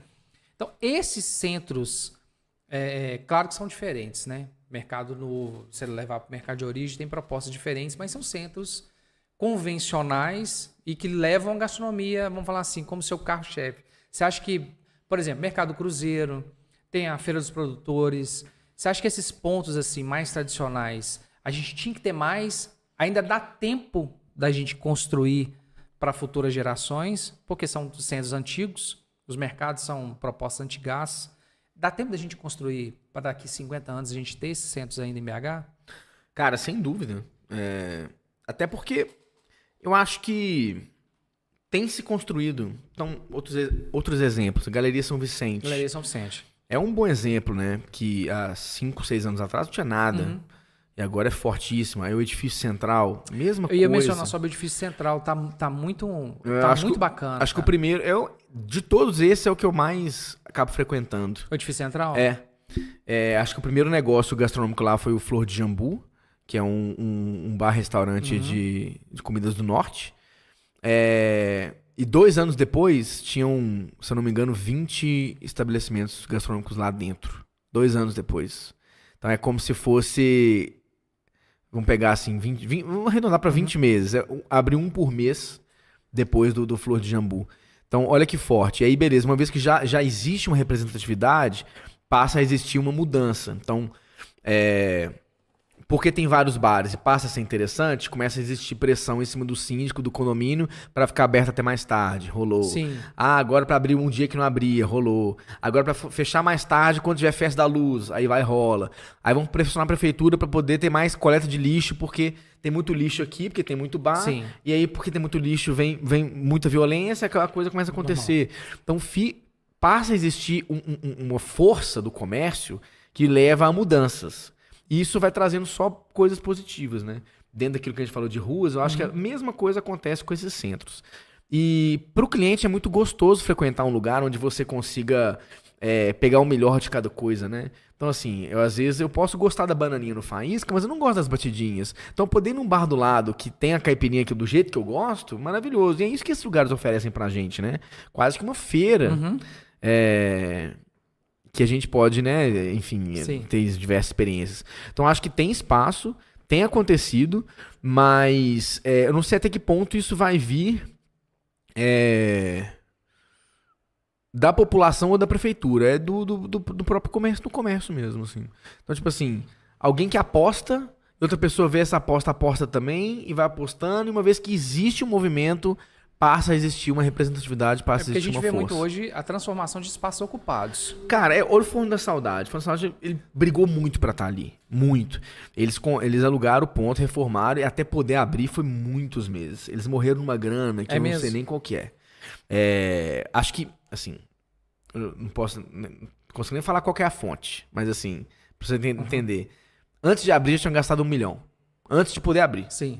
É um lugar que é 1 milhão de investimento? Não, porque é um lugar simples, pequeno. Inclusive, dentro não tem nem mesa. Mas de tanto que eles gastaram com reforma, com coisa que a prefeitura pediu e com aluguel até sem poder abrir, porque não saía da maneira que precisava. E hoje é uma força cultural. Sem dúvida. Que tem um forró na segunda-feira que movimenta muita gente, que no carnaval tem evento o tempo todo, e que movimentou o comércio local. Agora você vai nas ruas ali perto, tem um monte de coisa que não tinha antes. E agora tem uma galeria lá na frente que já tem mais uns 2 bares. Então isso vai puxando. Mas o empreendedor tem que querer demais. Uma vez que um quer e outros leem, e o negócio vai. Mas só que eu acho que é tendência, sim. Vai ter mais, vai ter bem mais. E eu acho que as pessoas gostam de frequentar esse tipo de lugar. Bacana. Bom demais, cara. Tem muita coisa para nós conversar, cara. É muito bacana, mas assim, nosso tempo chegou. Chegamos no limite, diretorzão. Chegamos mais ou menos, dá para começar mais umas 2 horas? Cara, bacana demais, assim, a gente não falou só do Faísca, a gente falou de filosofias, de gastronomia, de comércio, de mercado, de história. Isso eu acho muito rico e o Mostarda Cast é feito para isso. A gente pensa no podcast dessa forma. Quando a gente montou o Mostarda Cast, não é só entretenimento, não é só um canal no YouTube, não é só, vamos trabalhar a gente trabalha com comunicação, vamos fazer uma coisa. Não, é trazer essa riqueza, essa ótica, essa semiótica, essa percepção de quem empreende e quem está no dia a dia, entendeu? E te chamar aqui, pensar em você aqui, cara, exatamente casa muito com essa ideia. Então, pra gente foi muito bacana ter você aqui. Foi um episódio muito legal, foi muito rico. A gente compartilhar isso, a gente trazer essas dores. E você trouxe um lado diferente de uma dor corriqueira da gastronomia. Às vezes a gente recebe aqui, a gente vai receber convidados, pô, é isso, tem razão, e tá tudo certo. Você colocou um lado, por exemplo, diferente da diversidade de ideias, de grupinhos, dos freelas, da mão de obra. Enfim, eu achei muito bacana, cara. E pra gente é muito, muito legal ter te recebido aqui. Valeu demais, cara. Muito obrigado, cara. De verdade. Foi tranquilo? Foi, cara, demais. Assim, gosto muito de poder falar sobre isso. Muito bom, cara. Me interesso muito por Belo Horizonte. Por Belo Horizonte ser uma cidade... quero que seja um polo gastronômico. Eu fico feliz que esteja atraindo cada vez mais clientes com esse interesse. Que bares super longevos, igual, por exemplo, Café Palhares, nunca receberam tanto cliente igual agora. Então, assim, estão cada vez mais relevantes. Eu fico feliz de ver BH caminhando para esse lado. Eu quero que essa capital dos bares seja de fato a capital dos bares, assim, sabe? Porque às vezes parece que não é, assim, que todo mundo não quer que seja. Fala que mas não quer que seja. Pô, pra poder ser, tem que ter um pacto social ali, né? O cliente tem que estar disposto a apoiar os bares, né? As regiões ali onde os bares estão inseridos tem que gostar que os bares estejam ali, a prefeitura tem que ajudar, mas o comerciante também tem que saber jogar o jogo com base em todas as dificuldades que tem ali, e não ficar brigando eternamente com coisas que não tem como mudar, né? Mas adoro falar sobre gastronomia, então foi super fácil. Foi bom falar com quem entende também de gastronomia, né? Que sabe fazer boas perguntas. Que bom, cara. Que bom. Então foi um prazer estar aqui, de verdade. Que bom. E nós, Belo Horizonte, a gente tem que parar com essa síndrome de vira-lata, tá? De achar que a grama do vizinho é mais verde que a nossa. Sim. É o que você tá falando, a questão pra gente ser capital dos bares, a gente tem que ter orgulho da capital que a gente tem. Exato. Dos bares que a gente tem. Nós, como os consumidores, você, por exemplo, como comerciante, cara, eu tenho que ter orgulho de você. Eu tenho que levantar sua bandeira, eu tenho que te defender, porque efetivamente a gente vai ser a capital dos bares em todos os âmbitos quando a gente pensar dessa forma. Sim. Porque, é capital dos bares, mas ali tá assim, pô, a infraestrutura, pô, isso aí a gente tá cansado de saber, cara. Tá careca de saber. E não é privilégio nosso, entendeu? Todas as cidades, todas as capitais, pô, tem seus problemas, tem suas dificuldades. Vamos pegar as coisas boas e vão florear mais as nossas coisas boas. Concordo totalmente. Fechado? Cara, quer mandar um abraço? Quer mandar um alô pra alguém? Quer mandar um salve pra turma que tá lá? Como é que é? Cara, acho que no final das contas mandar um abraço aí pra todos os meus seguidores que têm tido paciência aí com todos os meus posts aleatórios, malucos às vezes que eu faço, mas nesse processo também de reformular o conteúdo que eu faço na página, né? E eu recebo muitos feedbacks, muitas indicações, tem sido uma troca muito legal esse ano. E principalmente para minha equipe, todo lado Faísca, né? Que é quem suporta todas essas iniciativas e é quem, igual eu falei, que trata o negócio com tanto carinho, que é a mesma coisa se eu estivesse lá, é quando eles estão, e isso traz uma paz para a vida que não tem preço. Então um abraço para todos eles também. Esse episódio é dedicado a toda essa turma aí, aos funcionários, aos colaboradores, aos parceiros, né? É isso aí, gente. Semana que vem a gente tá de volta com mais um episódio. Cara, tiver novidade lá, se tiver outras marcas, Mário, posso aí contar aí, cara? Tem mais coisa para poder falar aí. Pode vir, a casa é sua, vem quantas vezes você quiser. Muito obrigado. Mostarda Cast é feito para vocês. Perfeito. Semana que vem, às 19h30, aqui de novo, Mostarda Cast oficial. Ó, e tem que ser oficial, tá? E é isso aí. Até semana que vem, um grande abraço. Até mais, tchau, tchau.